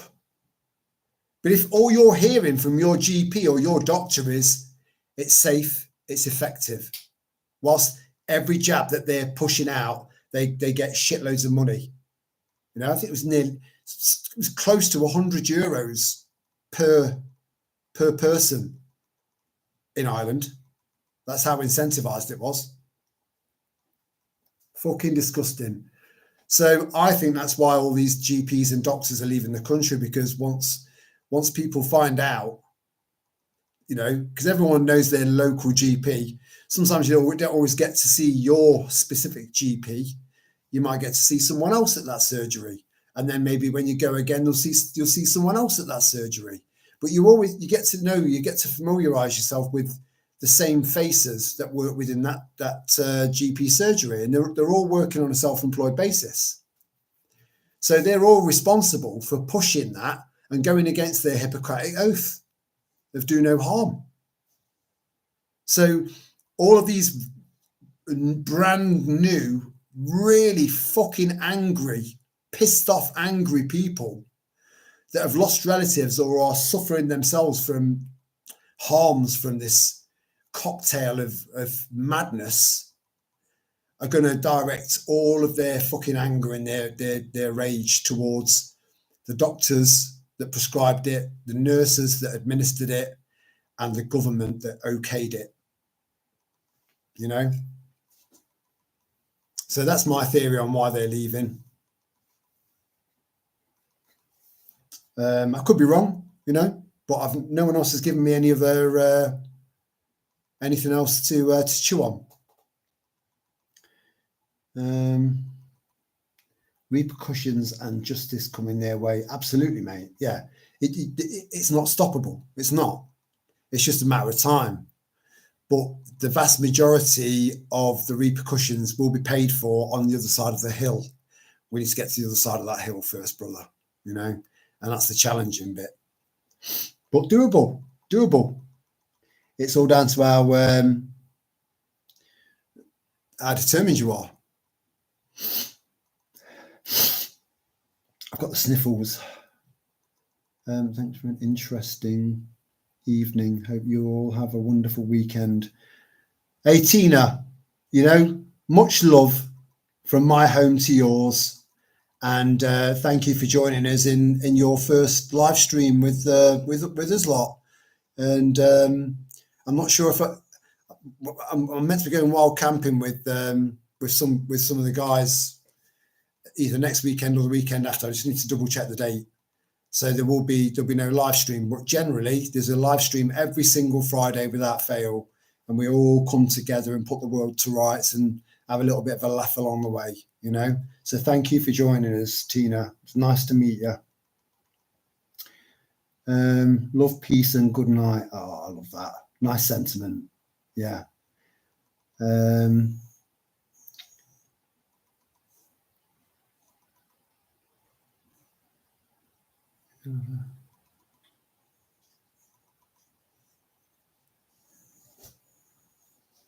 I'll be back. Famous last words, you know. But she's not. And how mad is that? She's just put, I'll be back. Right. And on my notes, I scribbled it so quickly. that I can't really read it. I'll be back. What was that film? Terminator. And what was the name of the company that that started the AI off, that started the robots off, that turned them in against us? Skynet. That's grown 5 times bigger. You know, you should look into that. Skynet from the Terminator films is very real. And she's just put, I'll be back, which was that wanker, that absolute wanker. Yeah. Hasta la vista, baby. Hasta la vista, baby. He was such a wanker, you know. Screw your freedoms. Screw your freedoms and your life. Get vaccinated or you're a loser. What a wanker. What an absolute wanker, you know. We were made to feel like shit back then just for having a critical thinking mind. We were made to feel like absolute garbage just because we said no. You know, we were looked at as granny killers.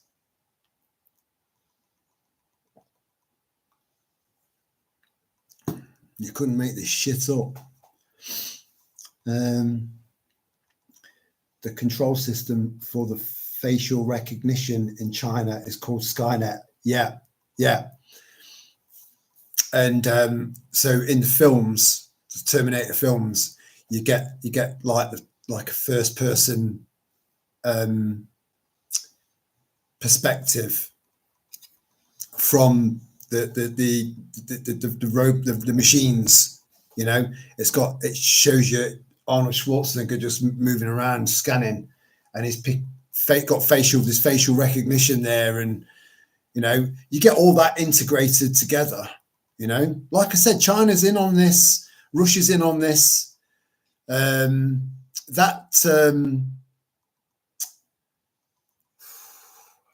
What was it called?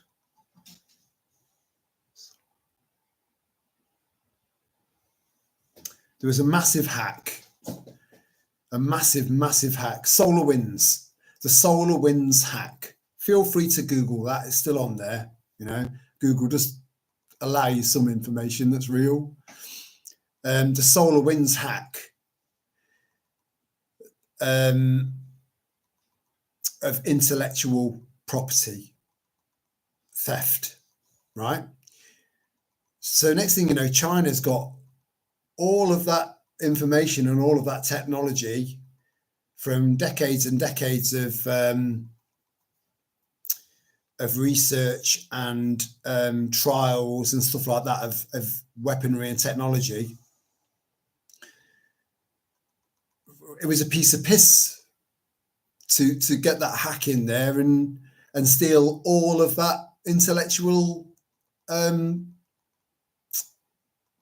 property and technology.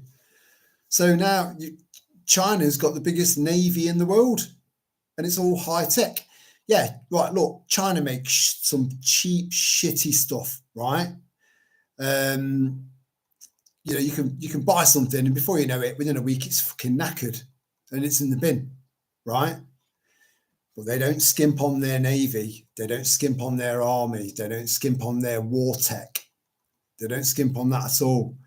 And that's just been elevated because of the SolarWinds intellectual property hack that happened a few years ago, you know? So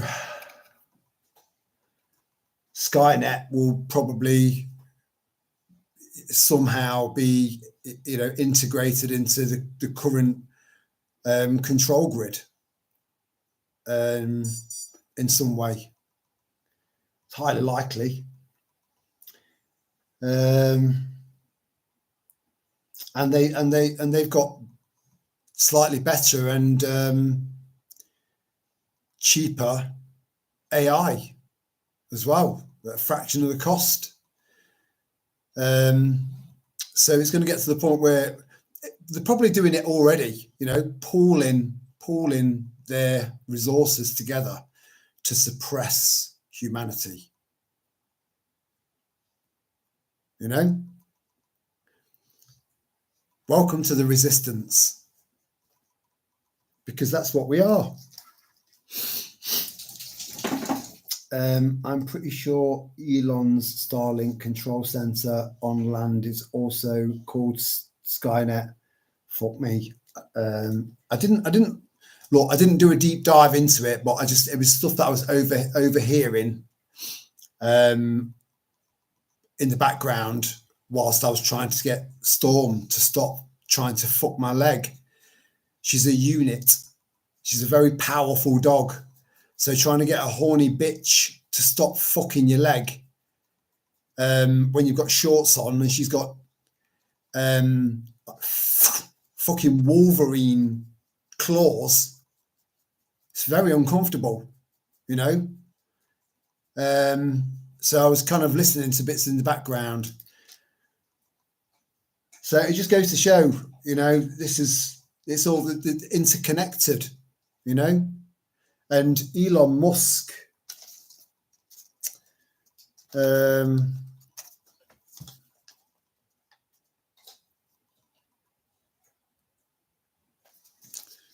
with me.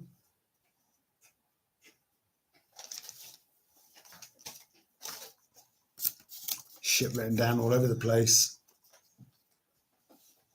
Oh, I can't find that one. Basically, Elon Musk has said that that Grok will be the main source for truth in the future. That will be the go-to. So before we used to just type in into Google, as Google search bar. I remember when Google first came out, you know, you'd put like 4 or 5 words in there, and it's like, please try using fewer words. Do you remember that? You know, it's come a long way since then. Now you can say as much as you fucking want. You can press your microphone and just speak it instead of typing it, and it'll find the results that you're after or not, you know, whether it's been suppressed or not. So Google's come a long way. Now Grok is going to replace Google, and Google is another arm of the deep state. So these are all components of the deep state. So like, for example, the online Stasi bill, the online safety bill, right? Of the British government threatening Google and YouTube X amount of billions or whatever, you know, if this kind of content is allowed to get through. And what a load of fucking bollocks. That was all integrated, you know. Google played a massive part. This is why I'm not a massive fan of people taking payment from Google, from YouTube. This is another reason why I would never ever monetize the channel ever, because I don't think it's right. You know, if you were working in a company, for example, right, and you found out that your boss was a serial killer, a serial rapist, and a serial paedophile, right, and you knew this for a fact, would you carry on working for that person? Or would your moral compass kick in and you'd fuck off and find the job somewhere else? I'm the latter. I am the latter. So Google is just DARPA, you know? It's just a data harvesting platform. That's all it is. DuckDuckGo is not much better. There aren't any search engines left now that aren't compromised. So all of the searches that you type in, and even people that are using VPNs, you know, the vast majority of the most popular VPNs out there are all Israel based. They're all based in Israel, you know, the home of Mossad, one of the most efficient intelligence services the world's ever seen. Oh dear. Anyway, the cheap Chinese crap is only for the export market. Yeah, it is. It is. But I've got myself a lovely fire stick, Michael. Oh, so I'm very, very impressed with it. Looking forward to getting a few fires going with that. And I've got me giant. I've got me giant coke snorting tube, so it's good for, you know, recreational tidiness. Don't touch drugs. Don't take drugs. I suppose I've got to that's what I mean. They could fucking ban the channel just for that. It's ridiculous. And my little fire stick, you know. So this little kit here, Michael, is ridiculous for what I paid for it. Ridiculous. So there is some good stuff out there, but China's renowned for its very poor human rights. You know, I mean, look at the Uyghurs. I'm sure that's a branch of Christianity, I think. They're all being kept in concentration camps and treated like hell, treated like animals. You know, China's, yeah, it's rough. Oh, you're going to bed, Lorna? We're going to keep this going for about another half an hour or so, and then we'll shut down. Yeah, I don't really like going much past the 4-hour mark. A three hour would be good enough, but we never seem to run out of things to talk about. We never really run out of things to say, because there's constantly stuff going on all around us, you know, if not in this country, some other country, and shit that's happening in another country can be directly or indirectly connected to what's happening in our country, you know, and vice versa. I'll just go for a top up and I'll BRB.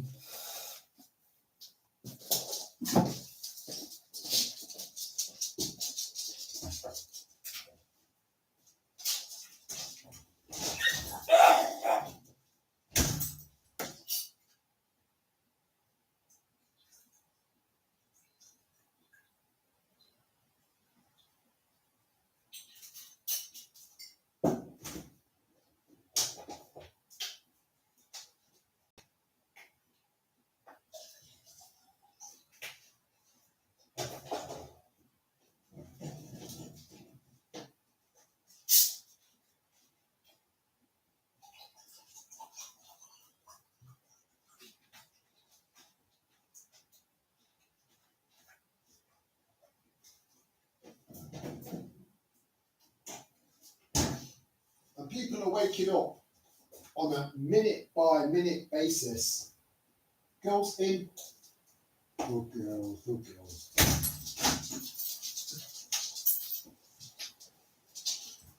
And there are some incredibly smart people out there, like IQ's off the fucking charts.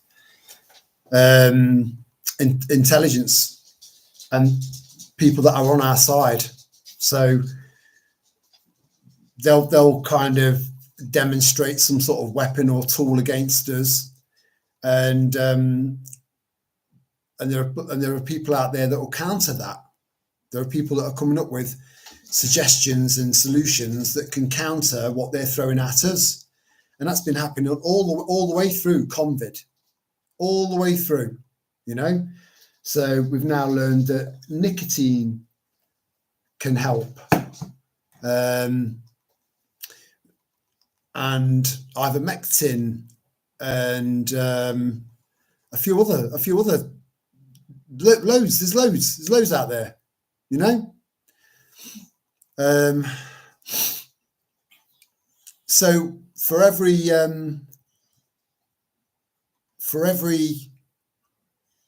attack on us, there are people out there on our side that are coming up with counter attacks, you know, and those people are growing and growing and growing. The numbers are growing and growing and growing, you know, to the point where, you know, we've surpassed their threat.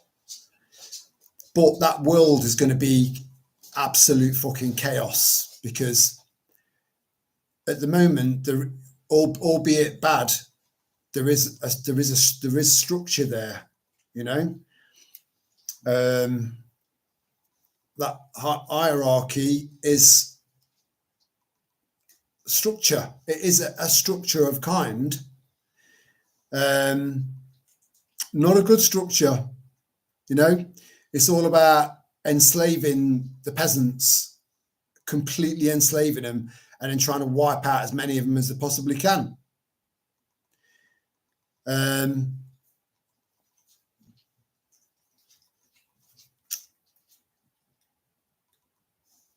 So you remove a societal structure that's been in place for, you know, it's kind of tweaked a bit here and tweaked a bit there, and a few more acts and a few more statutes have been added here and added there, a new bill for this, a new bill for that, another act, you know. Apart from all that, the same structure has been in place for God knows how long.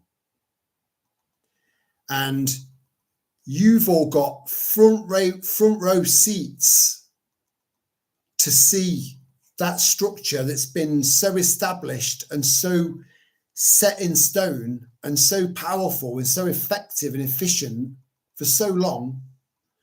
You get to see that being dissolved and destroyed. But that's going to take a lot of sacrifice, you know, a lot of losses. And then the aftermath without any structure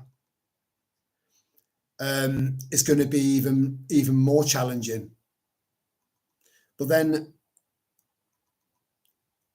organically, everything will start to form, you know, order out of chaos. Everyone's heard that phrase. And that's how I see things going, you know.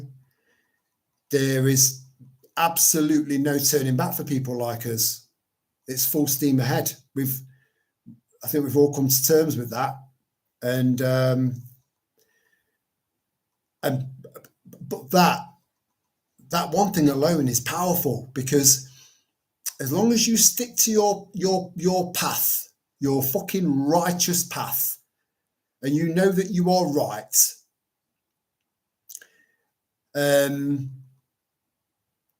people will notice, because you're leading by example. You're not leading anybody, you know. You're leading yourself. You're leading yourself completely independently, and by that, leading by example. And people will pay attention to that. They'll feel it. I'm not going to go down the whole fucking sovereignty waffling thing again, because I went on far too much about sovereignty in the last live stream, so I do apologise for that, you know. But yeah, it's people like you are game changers, because you're going to be planting seeds in people's minds that are going to make sense further down the line. And that's just so important. It really, really is. We're all going to be contributing in lots of different ways, and that's good. That's good, you know, because there'll be lots and lots of different people contributing to the Renaissance 2.0 in their own unique individual ways. But all of it just as important as the next.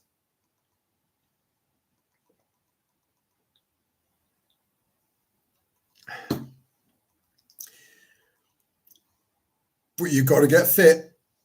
You've got to get yourself fitter, and just please learn some self-defense, please. There are thousands of young Pakistani men going over to Pakistan and training.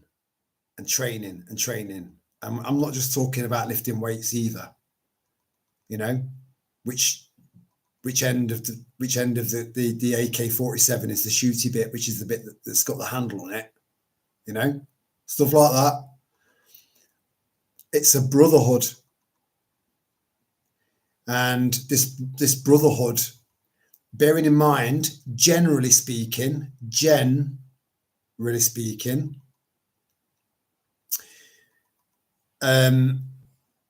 looking at a demographic that generally has a lower IQ than we do, right? So that does give an advantage to us. But the problem is, because their IQ generally is lower than ours, they're easier to manipulate. So you get these crazy fucking off their head jihadists that know the Quran front to back. And there's another book as well, I can't remember what it's called now, but it's even darker. They know the Quran back to front, and they'll have their own versions of Andrew Tate, which I think Andrew Tate's a cunt. I do. I don't like the way he disrespects women, his views on women. He was on about becoming the mayor of London. I'm thinking, you've converted to Islam. Fuck off, right? So you'll have all of these Muslim young men that are looking out for role models in the modern day. You know, they're looking at the dad and thinking, I'm not wearing a fucking dress with pajama bottoms on all day long, right? So this Islamic brotherhood is growing, and that's going to turn into an army, because they know that it's quite likely that the civil war is going to be against the invaders on the boats and on the planes and on the trucks and the trains through the Eurotunnel. It's going to be against them and Islam, because Islam's going to want to try and take over the world. That's their aim. And I don't think they're smart enough to fully comprehend the fact that they're just being manipulated by Israel, weaponized against the West in order to fulfill the Kalergi plan.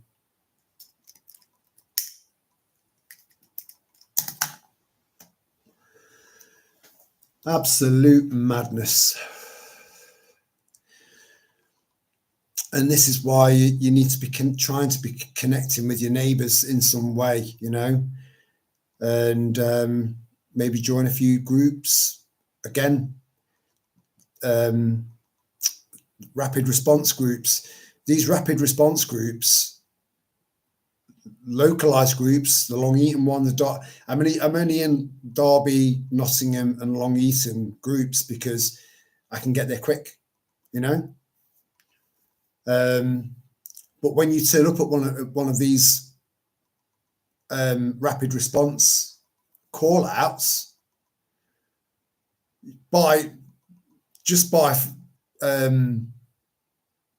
design, really, you're surrounded by people that are on your level, you know, never got jabbed, never wore a mask, saw it all and knew it wasn't real. Fill that list up, right? Pretty much every single rapid response member that I've interacted with is fully clued up. And there was a black guy called Kenny, right? And I interviewed him in one of the videos. I think it might have been in one of the shorts. I don't think it was in the video section. I think it was in the shorts section, right? And when I was shouting from the rooftops and everyone thought I'd lost my fucking shit,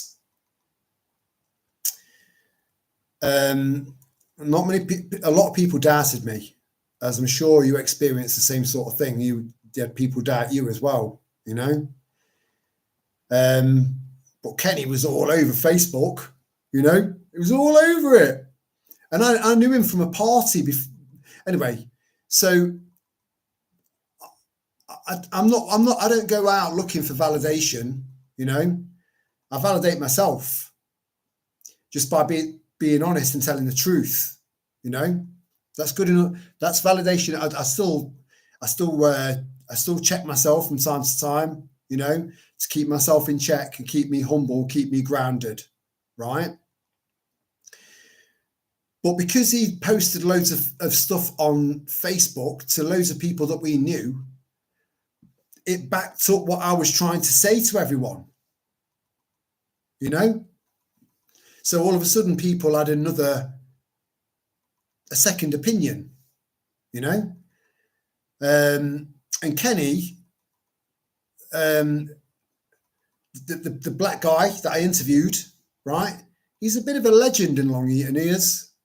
He's a proper people person, you know? He's there for the people.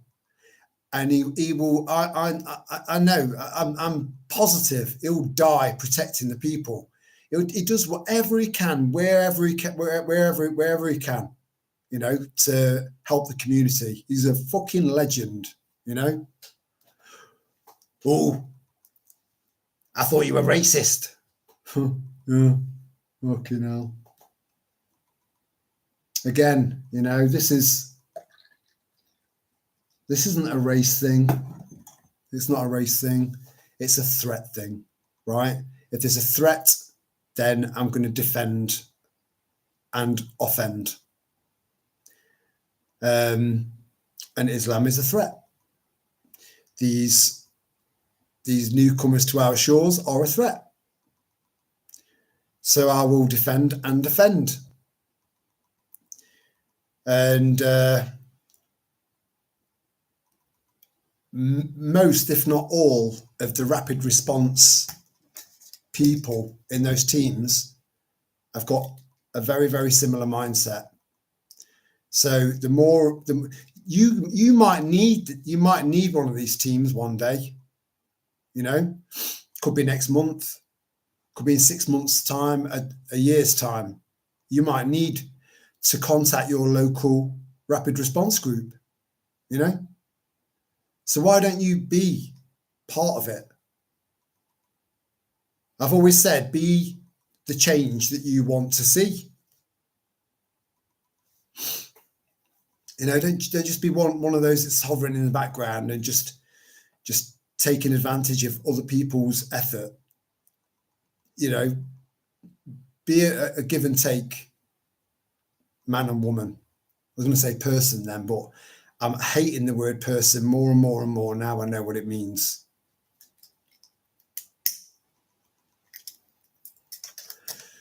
Please join your local rapid response teams.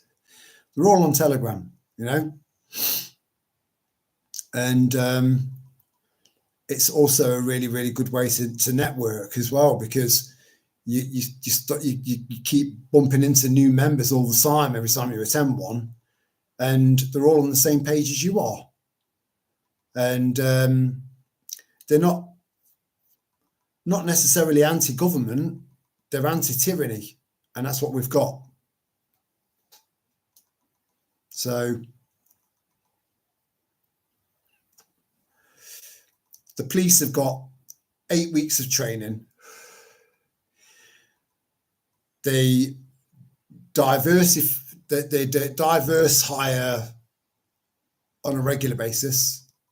So a big chunk of the police aren't fit for purpose anyway. And they're not there for you, you know? So it's literally us versus them. So the more you can network with like-minded people, and these rapid response groups on Telegram are a really good way of doing that. It's an absolute no-brainer, you know?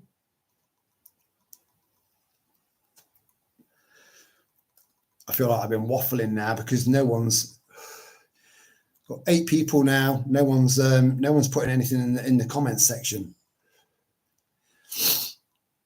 All I'm saying is that if one day you need one of these teams to turn up at your house because you've got goons that are trying to gain entrance to your home without your consent, without a valid warrant, a signed wet ink warrant by a judge, right?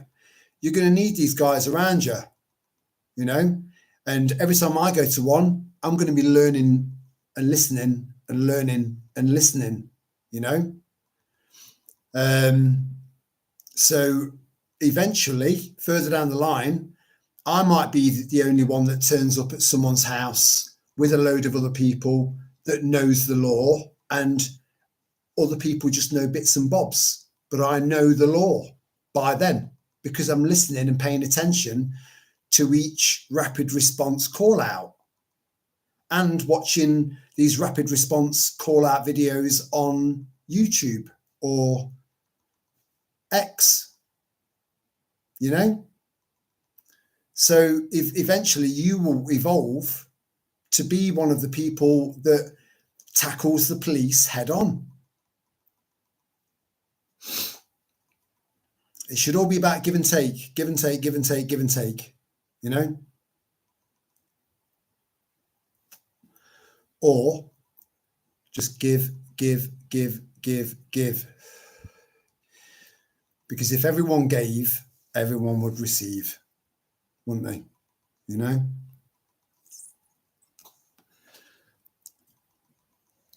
So please consider joining one of these groups. It's now 1:25. The girls haven't been out on their second walk, and I'm feeling quite motivated. The vodka's gone to my head a little bit, not much, but a little bit. So I'm going to be taking the girls out for a stroll. Let me show you something that I take out with me at night now, right? That is completely legal. It's completely legal, right? Now, there could be a grey area that I've gone out equipped, right? There could be a grey area, but it's just me getting into a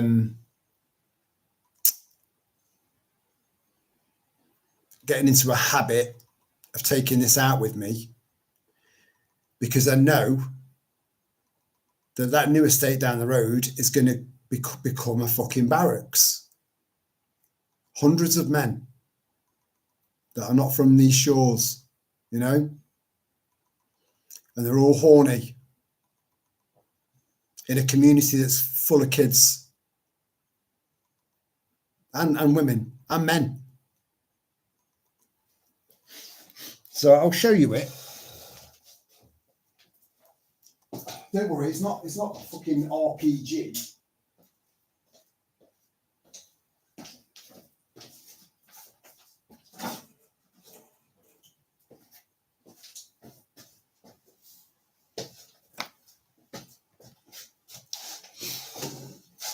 You see, if I was back a bit more, I'd be able to kind of demonstrate it a bit.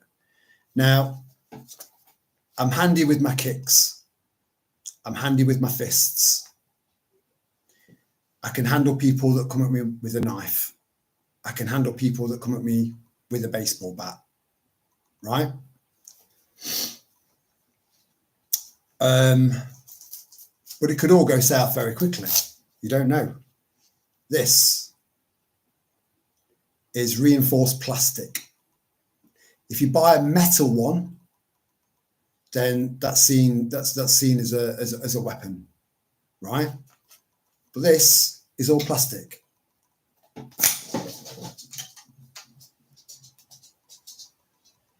it's heavy. Telescopic. To give you an idea of size.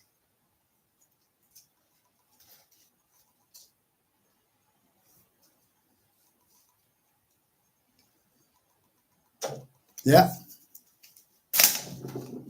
Sorry, girls. So basically it's in one movement. So you flick back and then come down, right? But only in self-defense. Self-defense only, you know? So yeah, I do take this out with me just to get some practice in case there's more than one. You know, I feel comfortable and confident that one-on-one,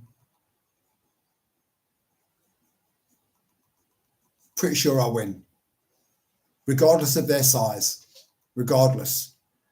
Bodybuilding bastard down to a desperate skaghead and everything in between.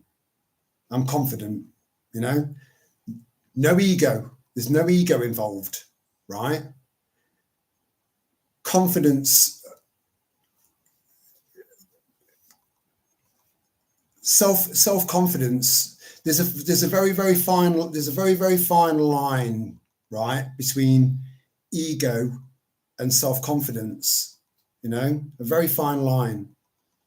Be as close to that fine line as possible without going into ego.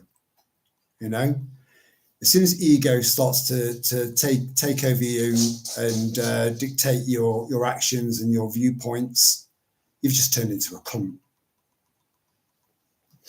But something like this, if I'm faced with, you know, a few of them, I'm not just going to stand there and risk my babies getting harmed and myself getting harmed. I'm just going to fucking stand there and get attacked. You know, I'm not designed that way. So,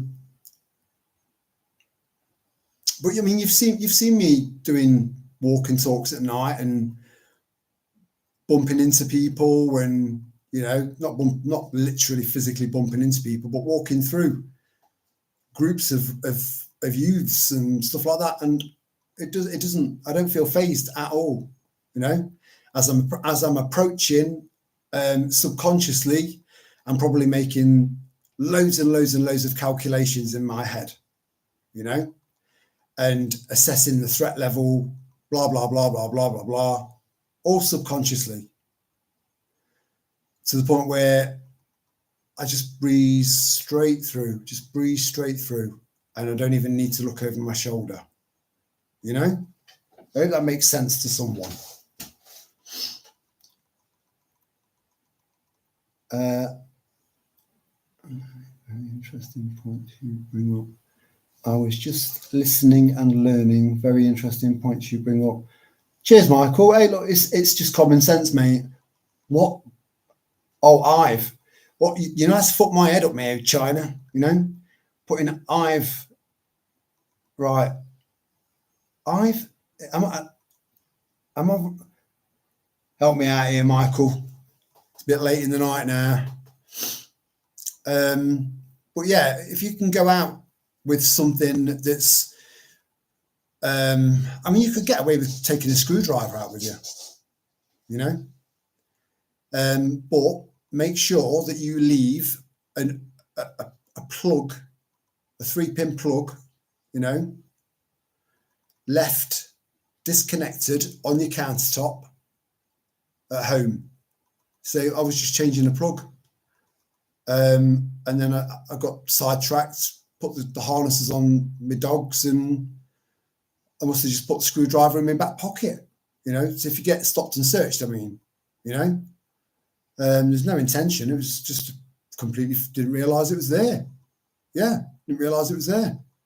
Look, come back to my ass. I'll show you the plug that I'd opened up with it. You know, think on your feet. and think outside the box, and it will put you in good stead. It will, especially from a self-defense standpoint, because if there's 3 or 4 men that mean me harm, this will level the playing field for me. It will, which is fair. It's fair, you know. A 3-on-1 fight is not a fair fight, and a lot of these people can't compete with most of us intellectually. They can't, right? It's not a racist comment. It's a scientific fact, right? So when people can't compete with you intellectually, it means that possibly they are intellectually inferior to you. So because they can't beat you with words and reasoning, they turn to violence. And that's what we're seeing. Oil and water, they don't mix. They don't mix.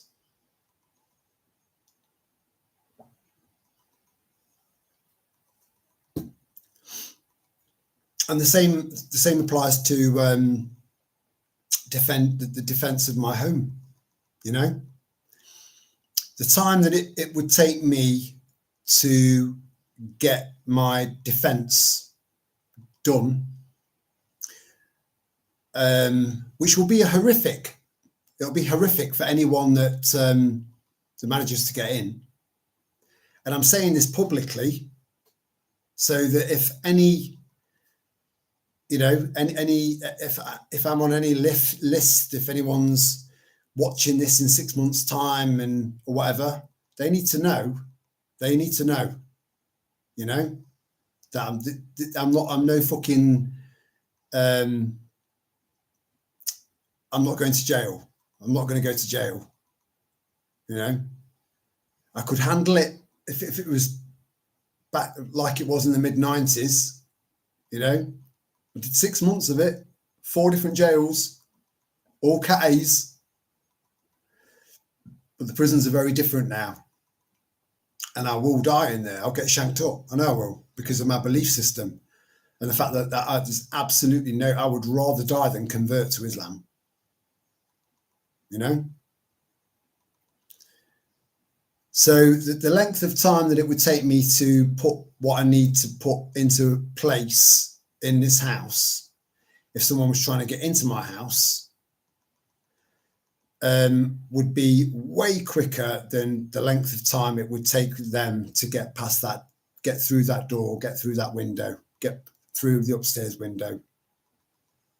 You know?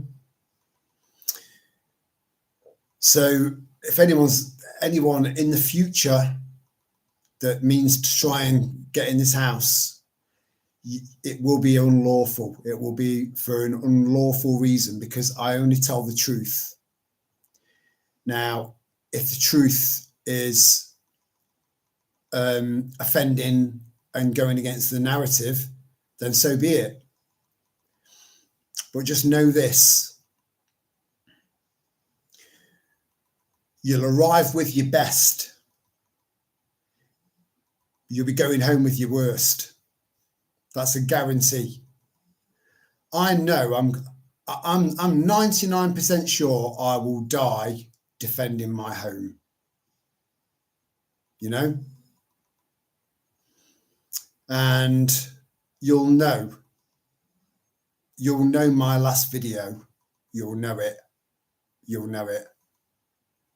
Because just out of respect for you guys, I'll post, you know, and I'll let you know what's happening, and yeah, and that'll be it.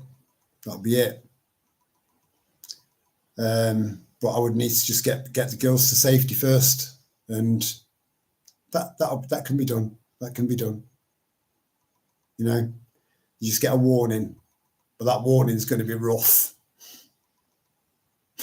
And again, the police can come round to my house now if they've got a genuine fucking warrant. If you've not got a proper warrant and you try and get in my house, as far to any police that might listen to this now, if you've not got a proper fucking signed warrant and you try and get into my house, I will fucking take you down. I will have a massive advantage over you. Now, if they turn up with a signed warrant, right, I may comply. But they can search my garden, my house, my loft, under beds, in any cupboard, anything. They can search anywhere they like, and they will find nothing illegal in this house. Nothing illegal. So that's great, you know, because they can't be arrested unless they fucking plant something. But if they planted something, I'd lose my shit and I'd start fucking taking them down anyway, you know. Nobody knows how this is gonna go, but they are cutting down on people being open and being honest, you know, and giving opinions on how they believe this is going to go moving forward. Lots and lots of theories on lots and lots of outcomes. And a lot of them are probably right, you know, because I know that I'm not the only one that's thinking like this. There's at least 9 other people that are either already thinking like that or are brand new, just jumped into the live stream and trying to work out what the fuck we're talking about, and maybe not even have a clue as to what we're talking about.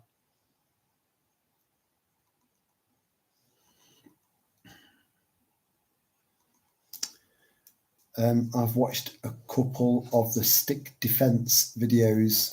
You can deliver serious blows with them in self-defense. Yeah.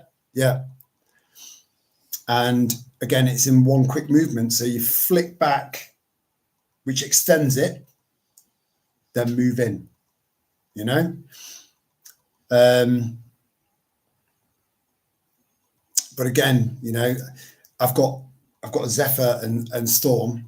Zephyr is very, very, very, very protective over me. Storm watches watches what Zephyr does. So if Zeph moves in to try and protect me, Storm will move in as well.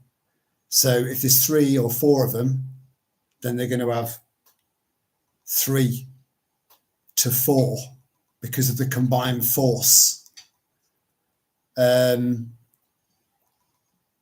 fighting back, you know. And I'll leave them where I found them. So I'm not going out looking for violence.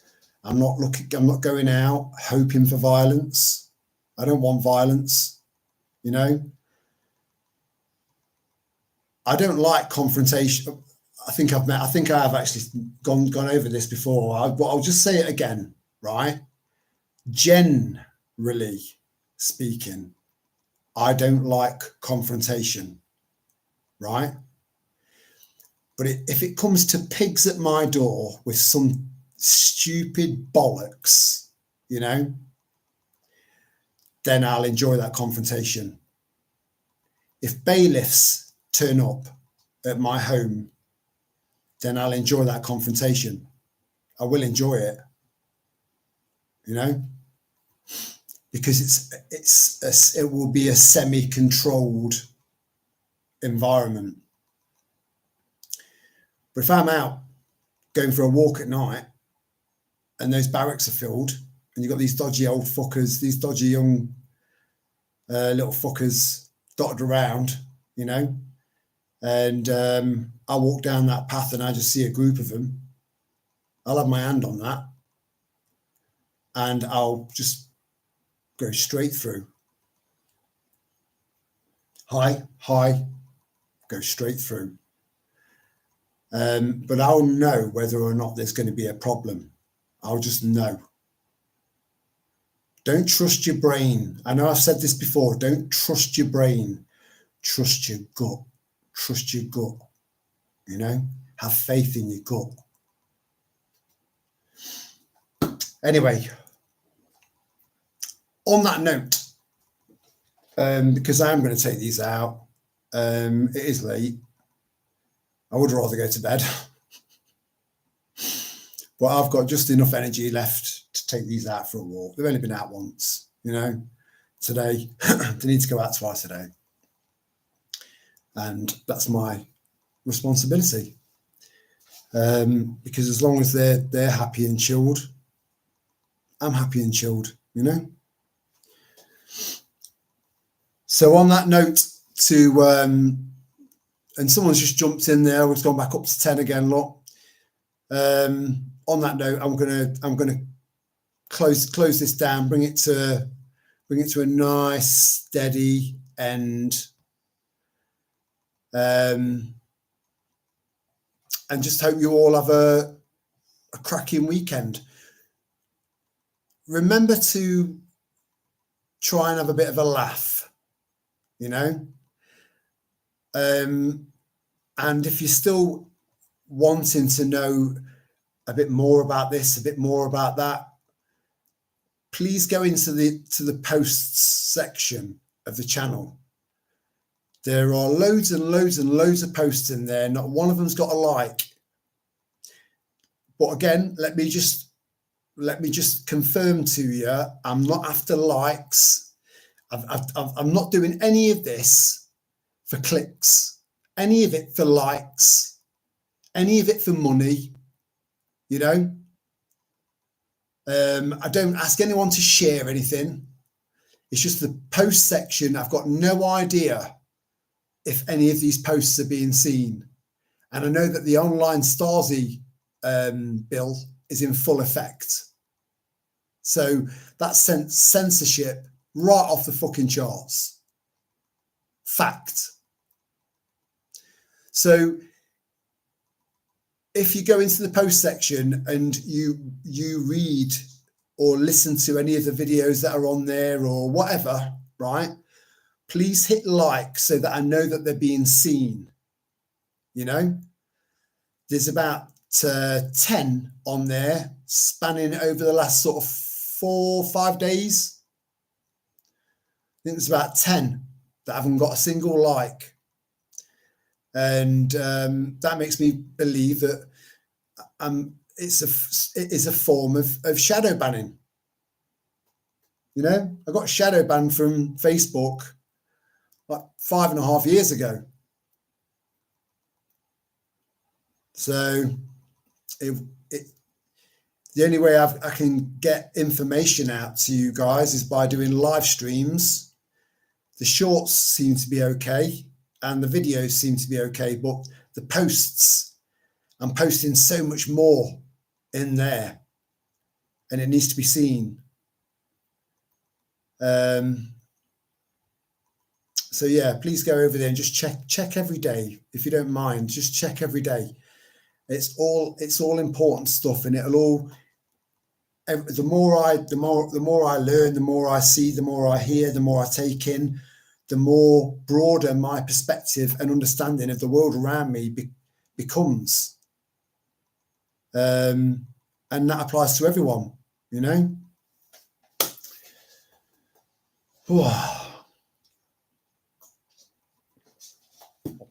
It's been a lovely, lovely live stream, and they always are. I love them, you know. And having a few new faces as well that we'll probably see next time is great. Thank you, Michael. I appreciate that, mate. There's loads in there that don't seem to have been seen, you know.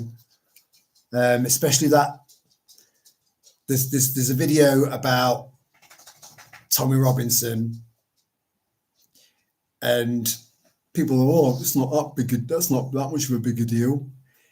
It's a big fucking deal when you go on to marches with people that you see as fellow countrymen and women, and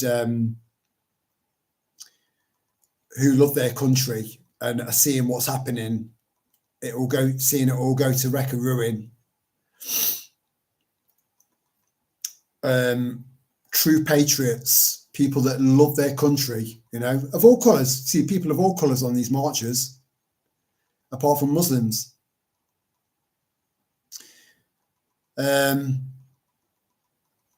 But it disappoints me. Oh, and Michael's just put my email address on there. If you want to email me anytime, right?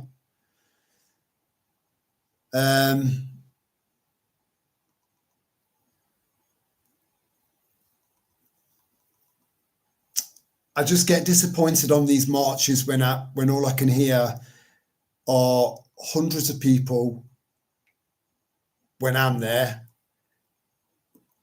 Bigger marches that are set for London, that have happened in London, all shouting, "Oh, Tommy, Tommy, Tommy, Tommy, Tommy, Tommy Robinson," like he is some sort of messiah for the British, you know. It will just give you, it's if you're only seeing this side of something, if someone can provide something on this side, the yin yang balance.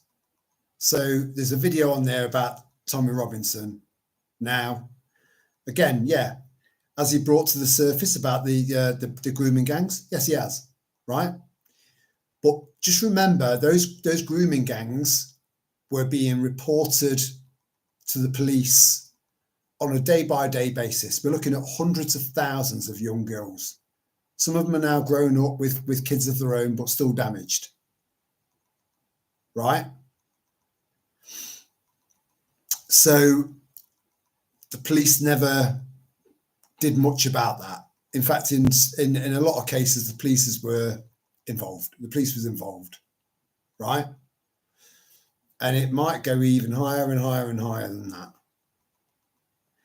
So when the people need a hero, we shall provide them with one. Along comes Tommy Robinson and exposes the grooming gangs that families all over the north of England have been trying to make the police aware of for decades. Something to think about. On that note, thank you for spending your time with me tonight. You're always appreciated, always appreciated. None of this would be happening if it wasn't for you, you know. So much love to you all. Have a cracking weekend. Make sure you have a cracking weekend. And ciao for now.